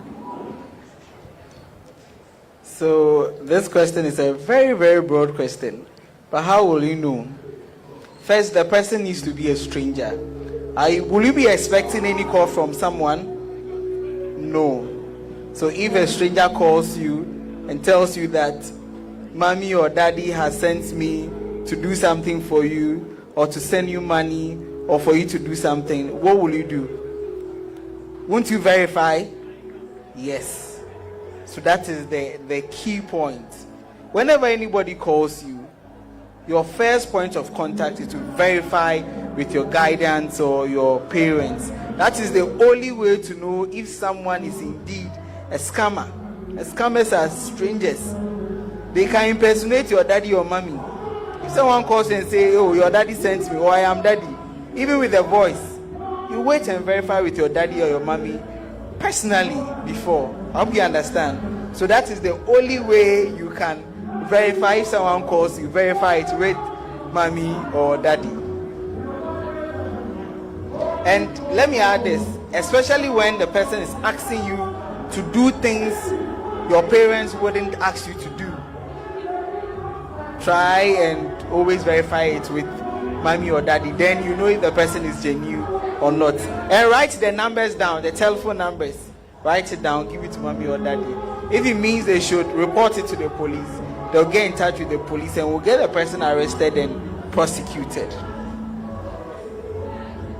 Right, Mama Dua, are you okay? Do you have further questions for Guba? All right. Okay, so as he indicated, you'll have to be security conscious. GH Police TV has come to serve you. We have cybercrime alert on GH Police TV, which is also available on DSTV channel 362. When you are home, make sure you watch these educative programs on our platform to always get you, sorted out with respect to your security issues. Right. But before you take your leave, do you know any of the police emergency numbers? Can you mention any of them to me? 191. I can't hear you. 191. Yeah. And 112. Yeah. That's Right. You've done well. You also have 18555. Okay. So anywhere you find yourself upon the suspicion of any criminal character, don't be hesitant.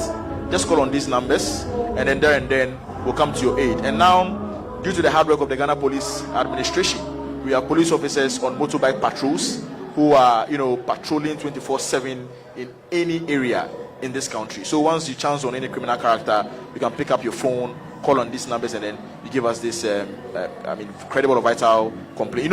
Security is a collective and shared responsibility, right? So as a citizen, you have a role to play in ensuring your own safety.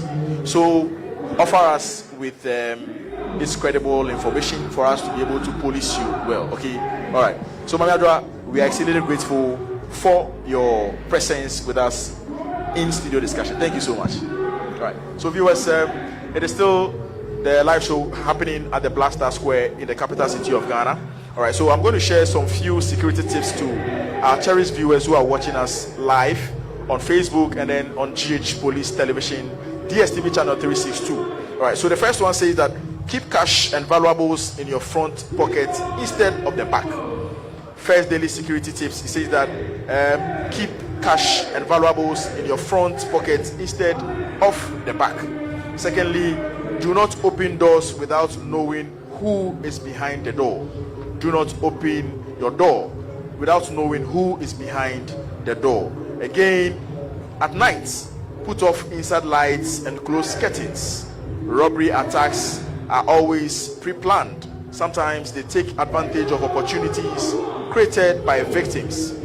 At night, put off inside lights and close curtains. Robbery attacks are not always pre-planned. Sometimes they take advantage of opportunities created by victims. So these are security tips that are being offered on GH Police Television. Mr. Priscilla, I believe you went on an escapade. I believe you've made some few observations. Can you share with us what you indeed observed whilst the events going? The security arrangement in place at the Blaster Square here. Yes, thank you so much, Corporal Boateng. And so yes, I went on a tour where the program is currently ongoing here at the Blaster Square, and I can feel that the children are having fun. Yes, they are having fun. And I think it has served the purpose for which the program was initiated in the first place. As well as they are learning, we keep engaging them, asking them what they know about the police, security, and then anything at all. And they are sharing some very insightful engagement and experiences with especially the police in recent times. Some of them tell me that before they couldn't go to police personnel they meet on the road or anywhere to speak to them, but now they're able to speak to them and then share with them what their needs are. and that they're also telling me that they see more police persons on the roads, and that is coming from the visibility unit. Enhanced police visibility. Yes, the police visibility unit, where they are positioned at vantage points all over town. Yes, and so it's, sometimes the visibility of the police in the community alone scares bad people away. Yes. It scares bad people away, and so they are applauding the police administration for putting up such an initiative. Unlike before, where when they have a problem, they have to go to the police station. Now they can either walk to these police persons positioned at these vantage points, or call the emergency numbers. And yes, I could hear you speaking to some of the young people on the emergency numbers. Yes, some of them have it at their fingertips. They're able to tell them offhand. And they tell me that they have had some very nice experiences with regard to calling these emergency numbers. And not only them, but the message out there is that our response time is sharp. And then when they call the emergency numbers, the response is great. And so it is something that they are applauding us for, and the kids are having a good time. Yes. Fantastic. We are so grateful for your observations and then your takeaways with respect to the security outlook here at the main event, the Blaster Square. That is where we are transmitting live in the capital city of Ghana, Accra. We also reiterate the security tips to our lovely viewers once again. The first one has to do with keep cash and valuables in your front pocket instead of the back. Keep cash and valuables in your front pockets instead of the back. At night, put off inside lights and close curtains. Robbery attacks are not always pre-planned. Sometimes they take advantage of opportunities created by victims. At night, put off inside lights and close curtains. Robbery attacks are not always pre-planned. Sometimes they take advantage of opportunities created by victims. And then do not open doors without knowing who is behind the door. Do not open doors without knowing who is behind the door. We are streaming live on our Facebook page on Facebook, and then we are also live on DSTV channel 362. Pretty soon we shall be crossing over to the police exhibition stand, where we have Director General Welfare in the Police Service, Commissioner of Police, Madam Habiba Shumesi Sapon, will be visiting the place, and then will be also abreasting herself with the photos displayed in there. That is going to happen in a very short while. But guys, let's continue with the internet banking. Kuba, I want to talk about the. I believe you are not done with the Momo fraud, right? So let's continue with that one as well. I believe viewers are interested in that particular menace. Tell us about the threats and then opportunities that we could find in Momo fraud to create awareness to the general public. Yes, thank you very much, Corporal. And I think from what we just saw, you would agree with me that the young adults are actually appreciating the fact that cybersecurity is very important. Absolutely. And they've had a very first-hand experience with some of these. And I was amazed. One of the guys was able to actually detect. Yes, that was very really deceptive, very amazing. So imagine they understand this at this younger age. It means that in 10 years to come, I don't think these cyber criminals would survive this game. Absolutely. We'll throw them out of business. I'll tell you. Yes. So, back to the Momo scams. From where we stopped, you realize that the scams have evolved, but then the ulterior motive is to target the Momo pin. Now, it is very, very amazing to realize that there's something we call SMS spoofing, or even SMS spoofing, or even SIM number. SMS spoofing. Yes, spoofing or SIM swapping. So this is how it goes. Someone can legitimately call you with your friend's number. It will appear as if it is your friend, but it is spoofed. It being spoofed means that the cyber criminals have taken control over that mobile device. So imagine a friend, obviously you you normally have that level of communication with, and then send money to him. And then there's a text message that he needs from that same number saying he needs, let's say 5,000 urgently. What will you do? You have that rapport with him, right? So you would at least send that money. It is very important to understand that one of the means by which cyber criminals are able to spoof our SMS and our phone numbers is when they get our ID credentials, especially with Ghana card. Anyone with your Ghana card number or information can actually register you on services that you do not even know about.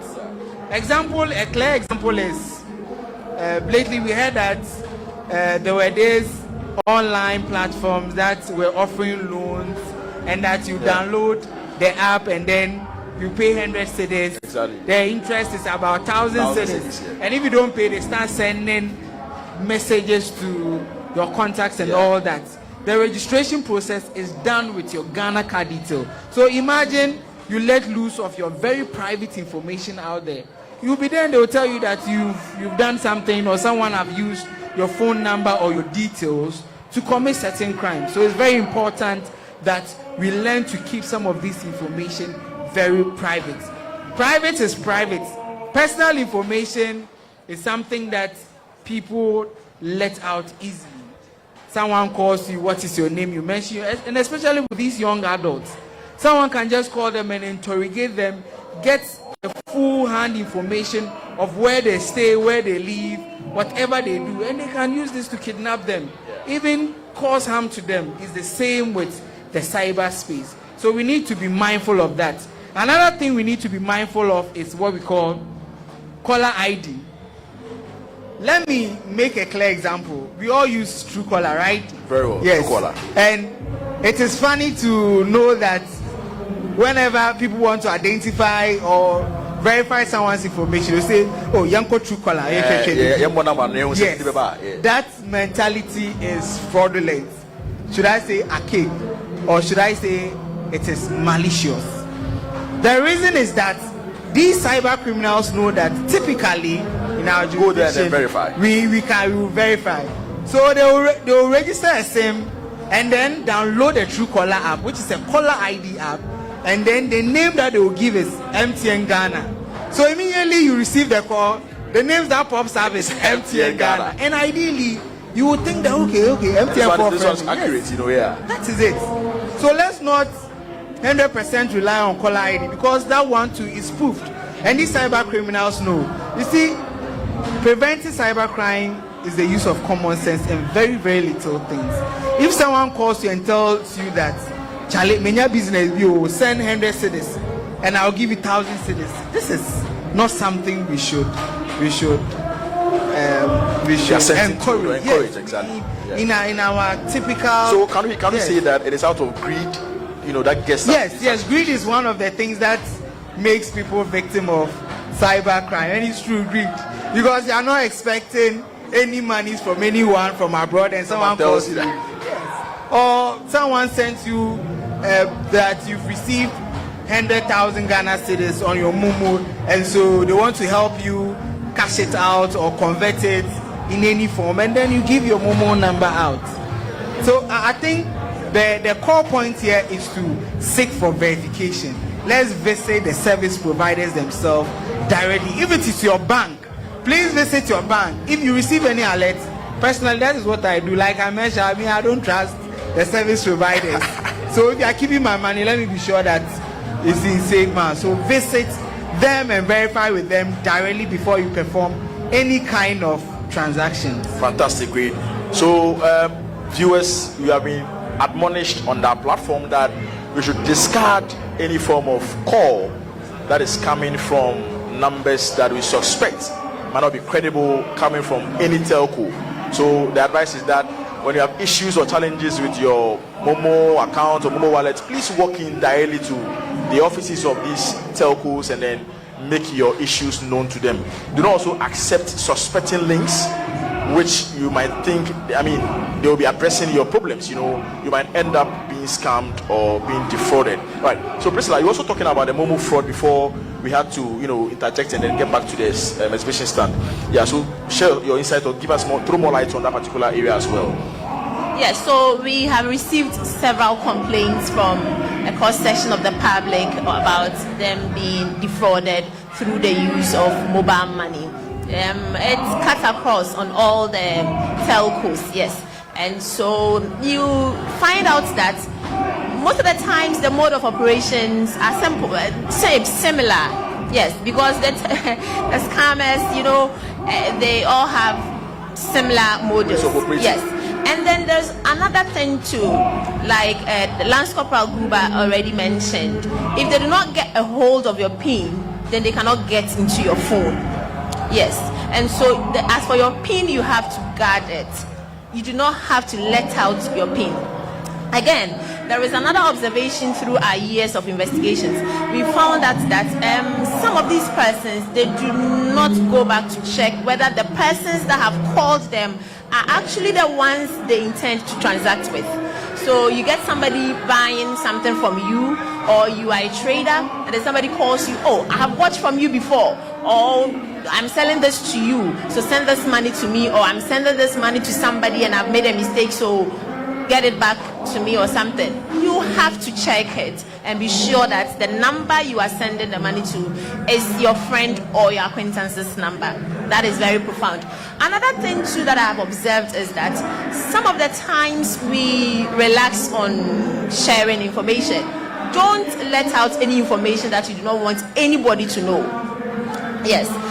Now, there is news. I think it's good. If you have fallen victim to any of these persons online, then the police service is here to help you.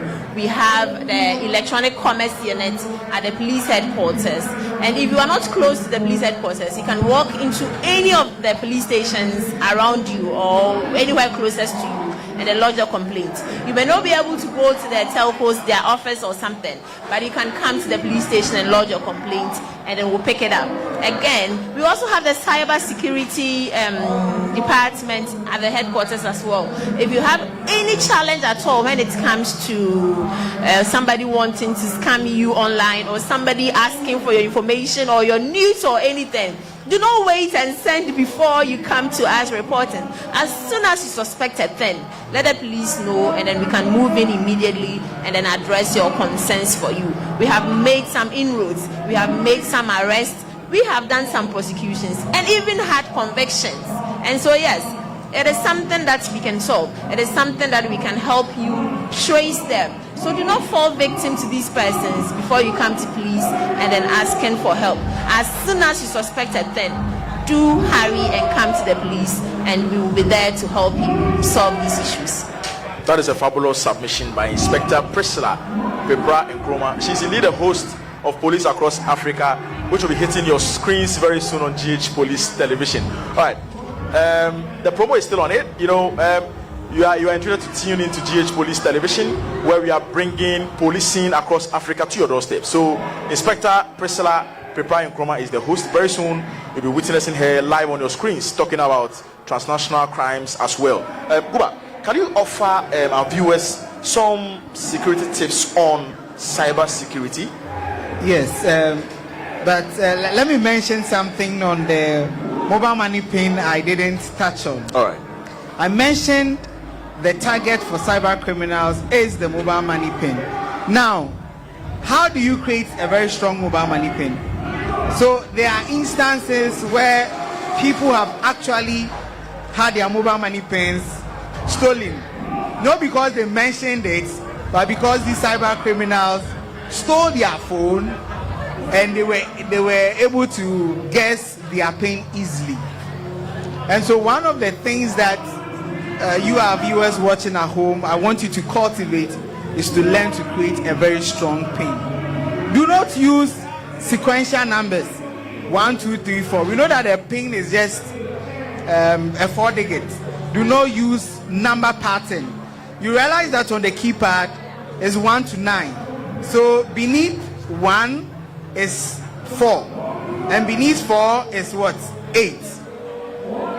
I think 8, right? Yes. It is. Don't use this kind of patterns. If not, these cyber criminals can easily guess your pin. Some of them they use their date of birth. Yes, date of birth. This isn't something we should learn. And the advice to those who go to merchants and then they give their mobile phones to them. Merchants, me pin in you, cash out mommy. This is a very bad cyber hygiene. You cannot trust that particular person. Don't do that at all. Even when you go to the merchant and you are mentioning your pin or allowing cash out, make sure that people are not behind you. At the ATM, there are instances where people have actually used, the power of technology.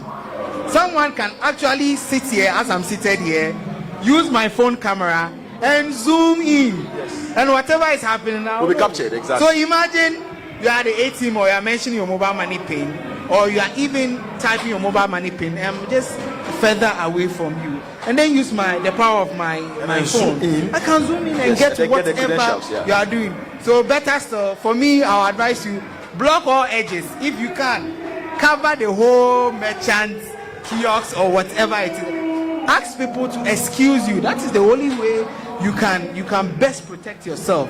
Because trust me, most of the cyber criminals use common sense. They know that if they call you, probably you might not listen to them, so they'll just get closer to you. You could even be your friend. As you are typing in your password, your mobile money pin, they are behind you watching. Before you know it, you are not there. They pick your phone and they do transactions.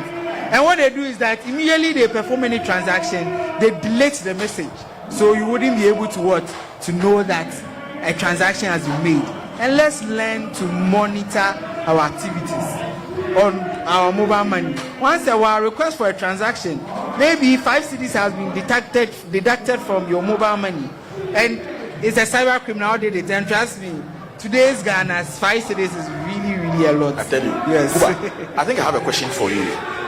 What happens in an event where an old man or an old lady visits, the telcos, and then she wants to withdraw an amount of money from her phone, because they are not all that abreast with the procedures involved in withdrawing amount of money on phone. They attempted to give out their phones to these merchants to assist them to withdraw the amount of money. Do you have any education on that one as well? This is a very dicey question, because there are two ways to it. If you can and you don't understand the mobile money system, get your child, your sister, someone you trust.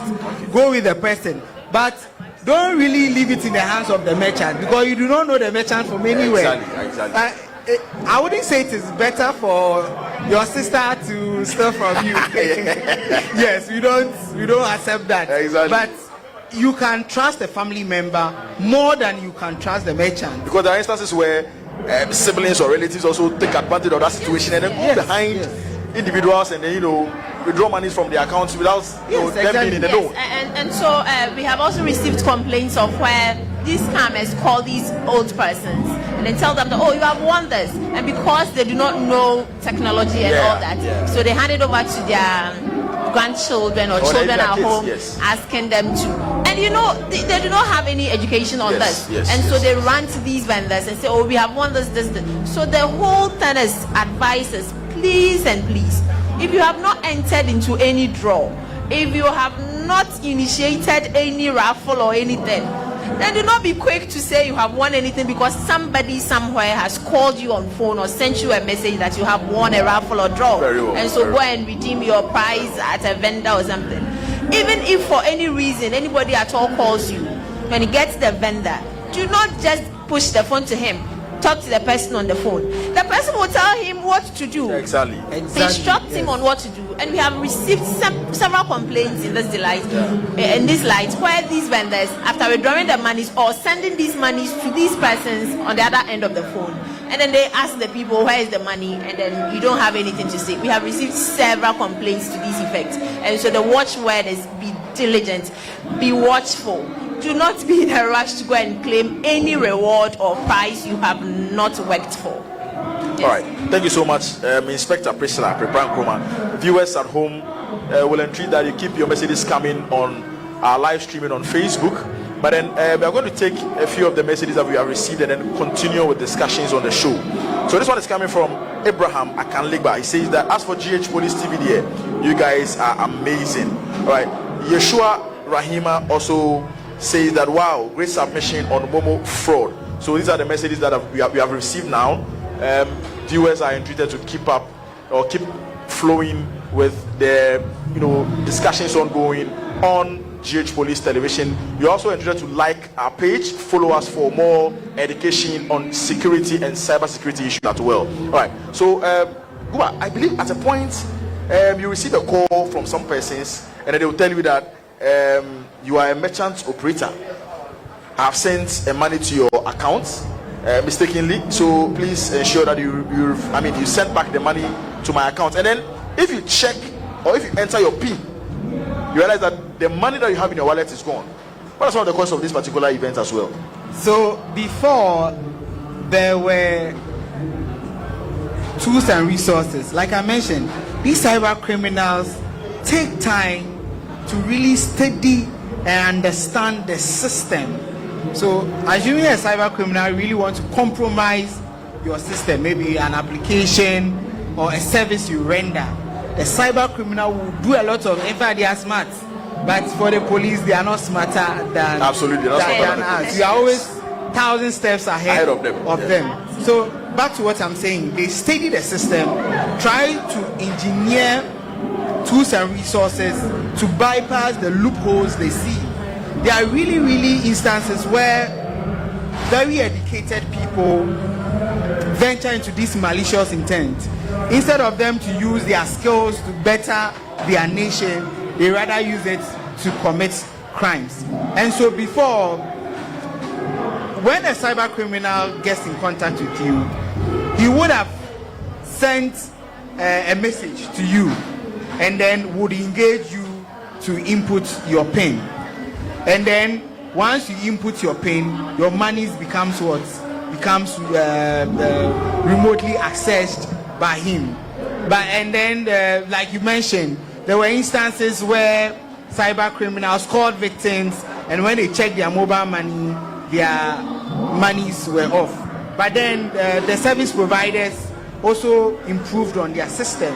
So now the very surest form and way that your money can be remotely accessed is when you deliberately give your mobile money PIN out or input it as of the time they are engaging you. Because once he's telling you that Mia 1, Mia 2, on his system, he has initiated the process. And you'll be Miaing 1, you'll be Miaing 2, and that will be the money that you are indeed, authorizing. So it's very important that we safeguard our mobile money PINs from some of these things. Ideally, when someone calls you, like you said, and you are not expecting anything from anyone, don't engage the person. Don't tolerate cyber criminals. Yes. Because once he calls you and you answer hello and you are a kid, you have given him or her a sense of your vulnerability. Exactly. Yes. So he can use it against you. If you sound as an older person, that's social engineering. Or if you sound smarter, hello, they know you are challenging. Yeah, they know that. Hey, this guy. I'm telling you. More important, most often individuals try to entertain them, and so the more you keep entertaining them, the more they try to understand the kind of person you are. Trust me, most of them are smarter in their own ways. Yes. We are not. And so to add up to what you are saying, so you see this text message on your phone, and then it is full of errors. Exactly. You would think that, these scammers, they are not smart. You are coming to. Let me tell you something, viewers out there. It is deliberate. These scammers are very smart. Some of them, the education they have, I tell you. And these errors are deliberate just so the telcos will not be able to make them out. And so they deliberately make these errors in these messages just to get to you. And so this is what they do. You would think that it is deliberate. It is deliberate. They are not dumb. They are not dunderheads. Some of them are literate. But Priscilla, what do you think would warrant them to send a message full of errors just so to get the victims vulnerable to indeed accept that probably these are credible people that are sending me messages. What do you think would go in from the point of view of the criminals to be sending messages full of errors? Okay, so in our long practice with these investigations, we have come into contact with persons from the telcos, and I can mention on authority that we met one Mr. Tamaklo of MTN, who is with their mobile money session. Yes, and so what he said is that they have a system in place that checks these messages. Before they didn't have it, and so people were able to get away with these things. They send the messages just the same way the telcos do. And so now they have a system in place to check these things. And so when the message comes with the errors, it doesn't look very similar to it. Yeah. There's a difference in it. Yes. And so for anybody out there, when you see the message, this is what you should know. I have a phone. I am on mobile money as well. And I have realized that any transaction I do through mobile money comes in a particular thread like that. And so if this message comes in isolation, like any message at all, telling you that, oh, you have received this so and so amount in your account, or you have been blocked, or I made a wrong transaction into your account, you should know that it is coming from these persons. Exactly. They have done it to all of us. And they do not know you are a police person, you have knowledge on this matter. They try it on everybody, be it young, old, educated, uneducated. And the only power we have is not to give out our PIN number. If they try any means and you do not give your PIN number out, whether you're educated, uneducated, child, grown up, or anything, the only power you have to safeguard yourself is your PIN. So do not divulge that information. Fantastic. So the message is clear. First and foremost, do not tolerate cyber criminals. And then secondly, ensure you safeguard your PIN number, your Momo PIN.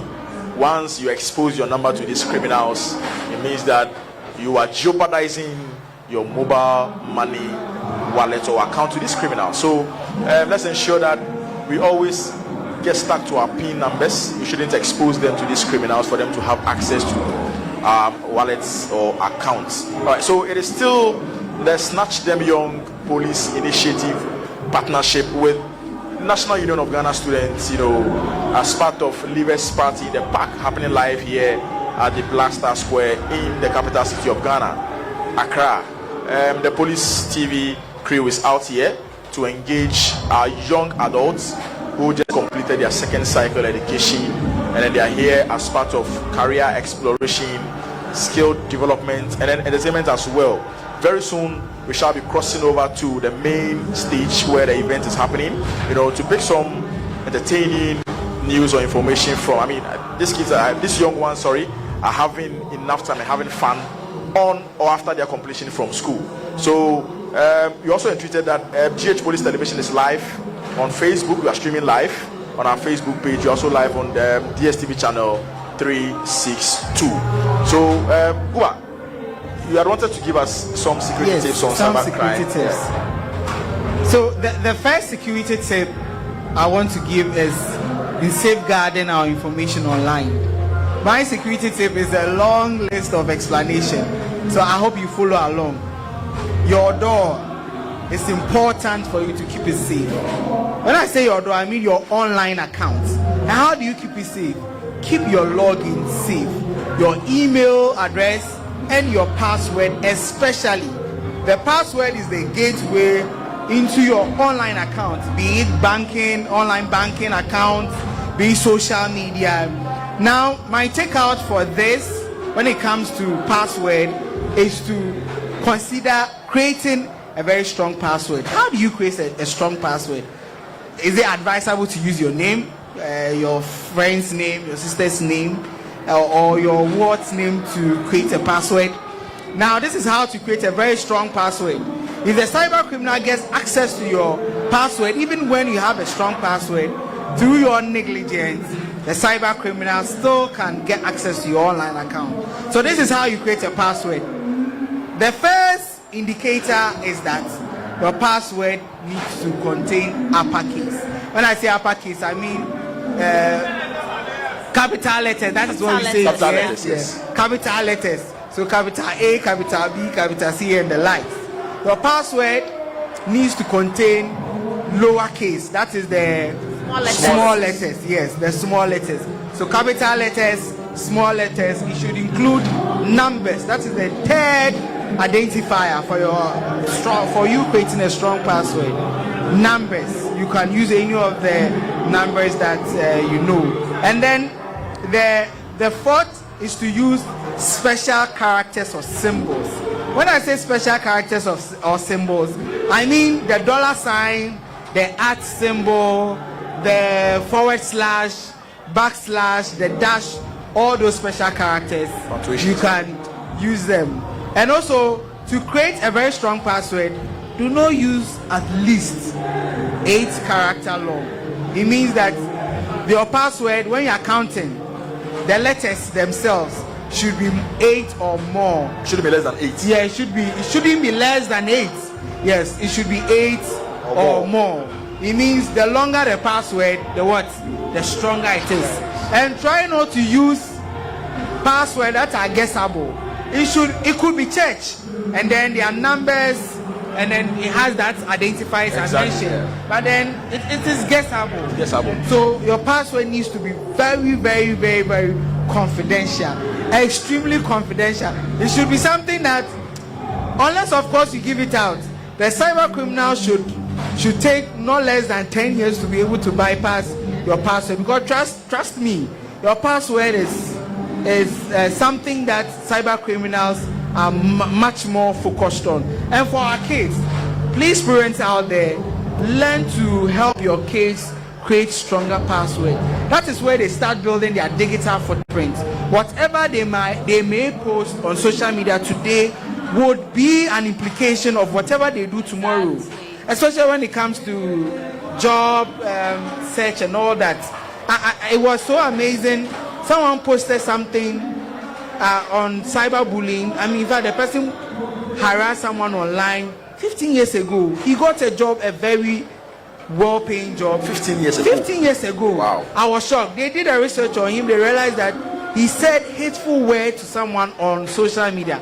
And the company said, no, we can't have something like this. Because as young as you are, you did this. And then how much more? How much more? Exactly. So let's learn to understand that this builds our digital footprint.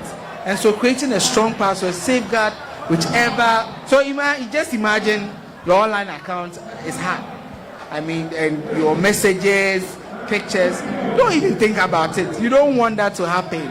So please, let's learn to create a strong password with the 5 identifiers I have mentioned. Uppercase, lowercase, numbers, special characters, and it should be not less than 8 character long. Yes. Right. So please, I can also do something. Yes, and so to add up to what Lance Corporal Guba mentioned, yes, this program is aimed at the children, yes, the young adults, but to parents out there, let us be interested in what our children do on the socials. Yes, we should be interested because we do not know what they post out there, and like Guba mentioned already, it could be detrimental to their growth in the future.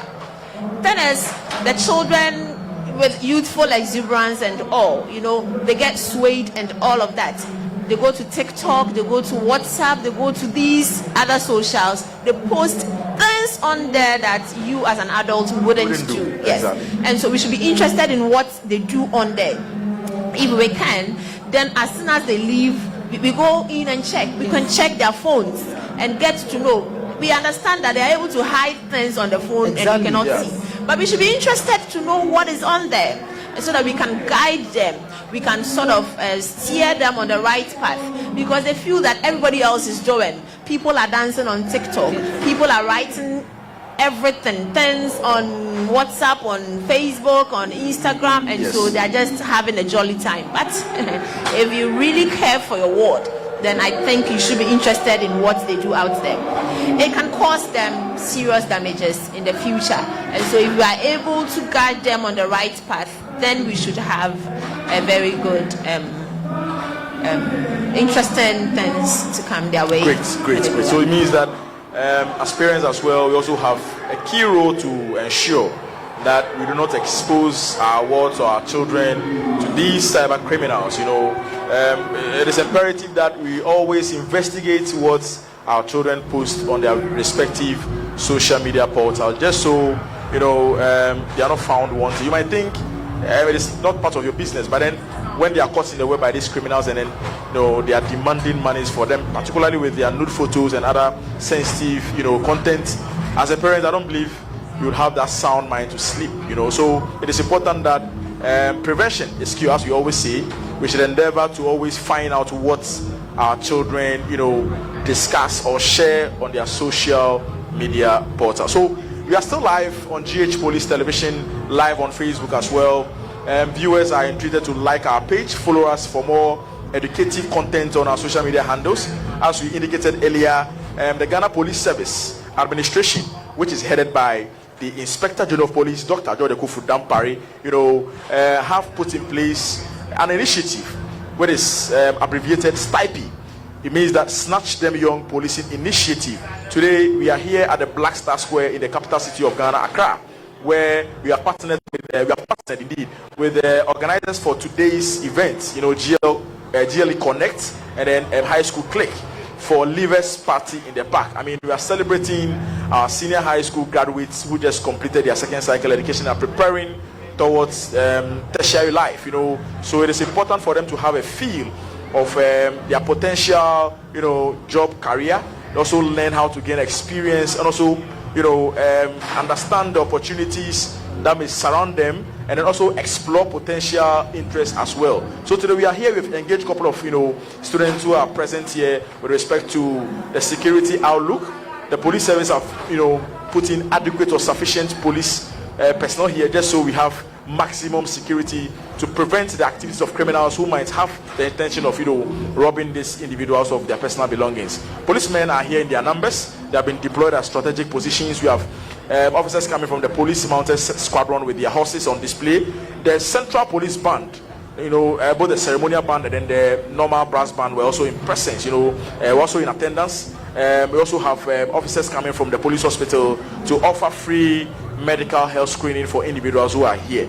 So the police is indeed ready in terms of security and health as well. I am Corporal Yaboy Tibot, and I've been your host for today's program. And then I was, ably supported by Inspector Priscilla Prepra Nkrumah and then Detective Lance Corporal Danstan Guba. We also want to extend our profound gratitude to viewers who made time out of their busy schedule to watch us live on GH Police Television. We are not ending so anytime soon, but pretty soon we shall be crossing over to the main stage where the event is ongoing to pick some feed and also offer our viewers what the ambience is indeed looking like here at Black Star Square. But Guba, is there any other critical area in cybersecurity you think we can also all right, so Guba, viewers, let's pause. We'll come back. We are transiting straight to the main stage and then pick feed from what is happening there. We'll come back to the studios and continue our discussion, so stay tuned.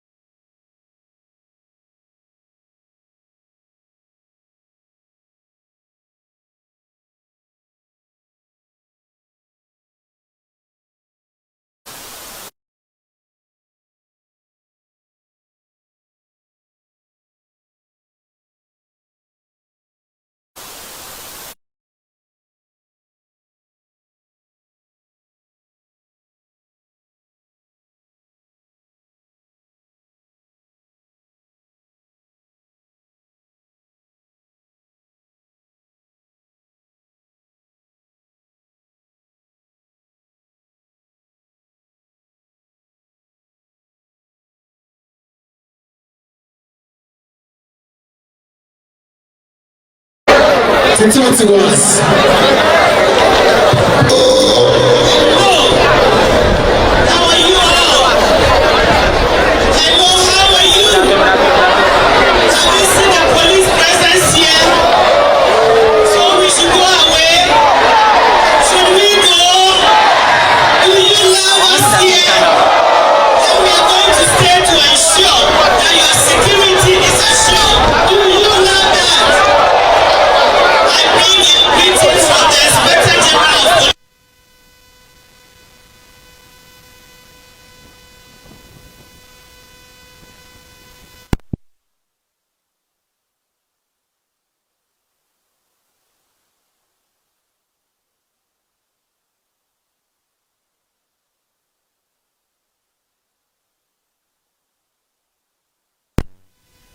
To Ghana, you are special.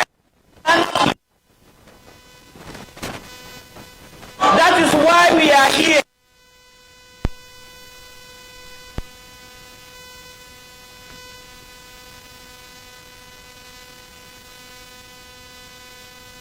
To ensure that you are safe in the future. You are you the future?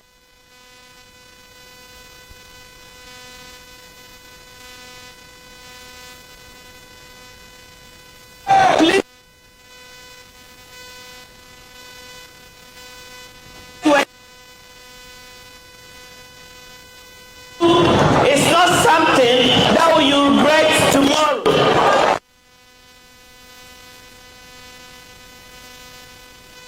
Help your future.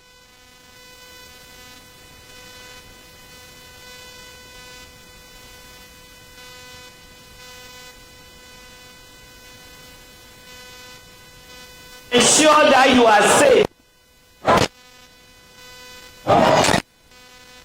Love us.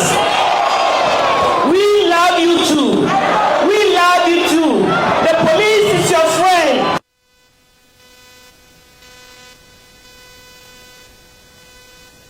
Police is your friend. You are our friends. You are our future.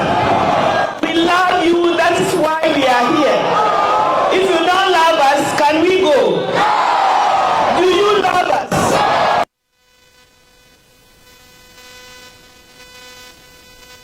You because we love Ghana. We love you. Continue to protect. Abiding as you are here. Thank you.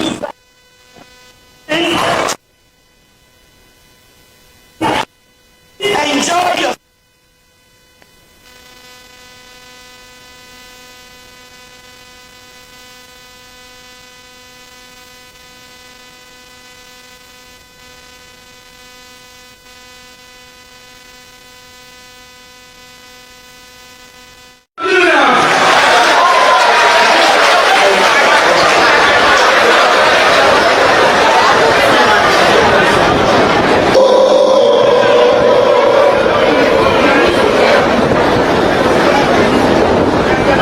So my shot never came.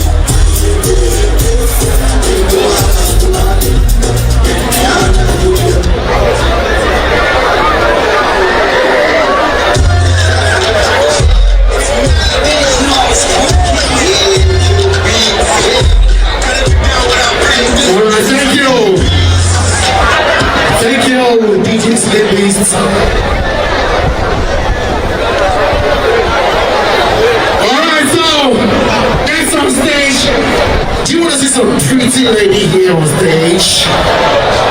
You want to see some pretty lady? When? Oh. Alright, so next on stage, let's give it up for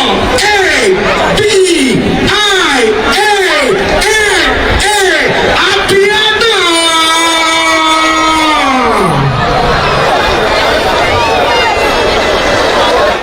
Viewers, you are welcome back to the studios of GH Police Television.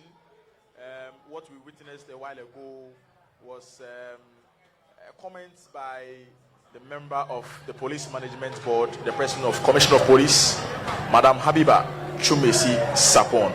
She is indeed a rep on behalf of the Inspector General of Police, Dr. George Akufu Dampare, making it known to the young adults who are here today, I mean the SHS graduates, that they are indeed the future of this country, and then the police service loves them.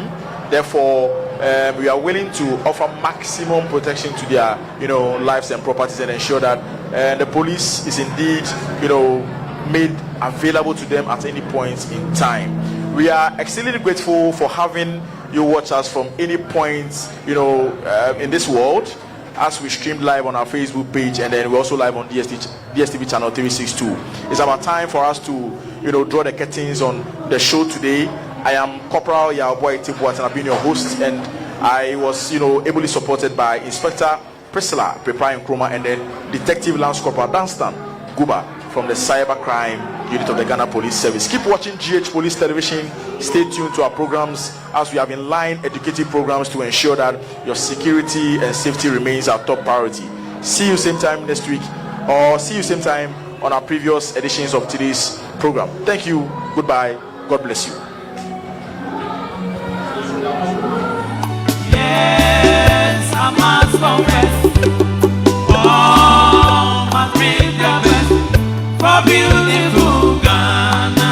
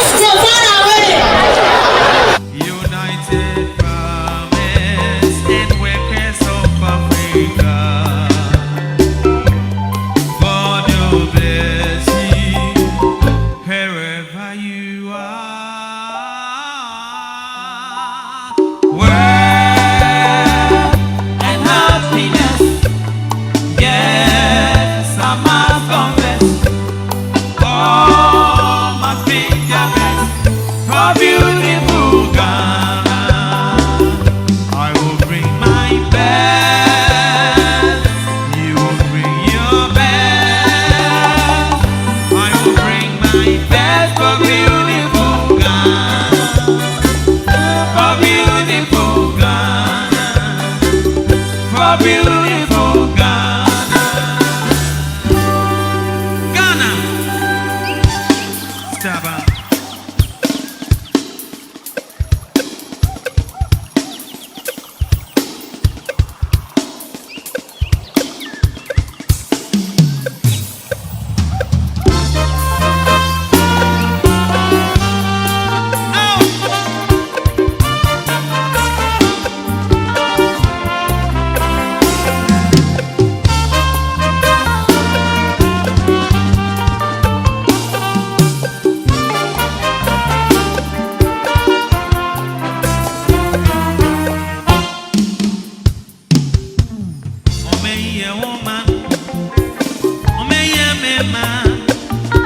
Yenyi baby, I come, yeah,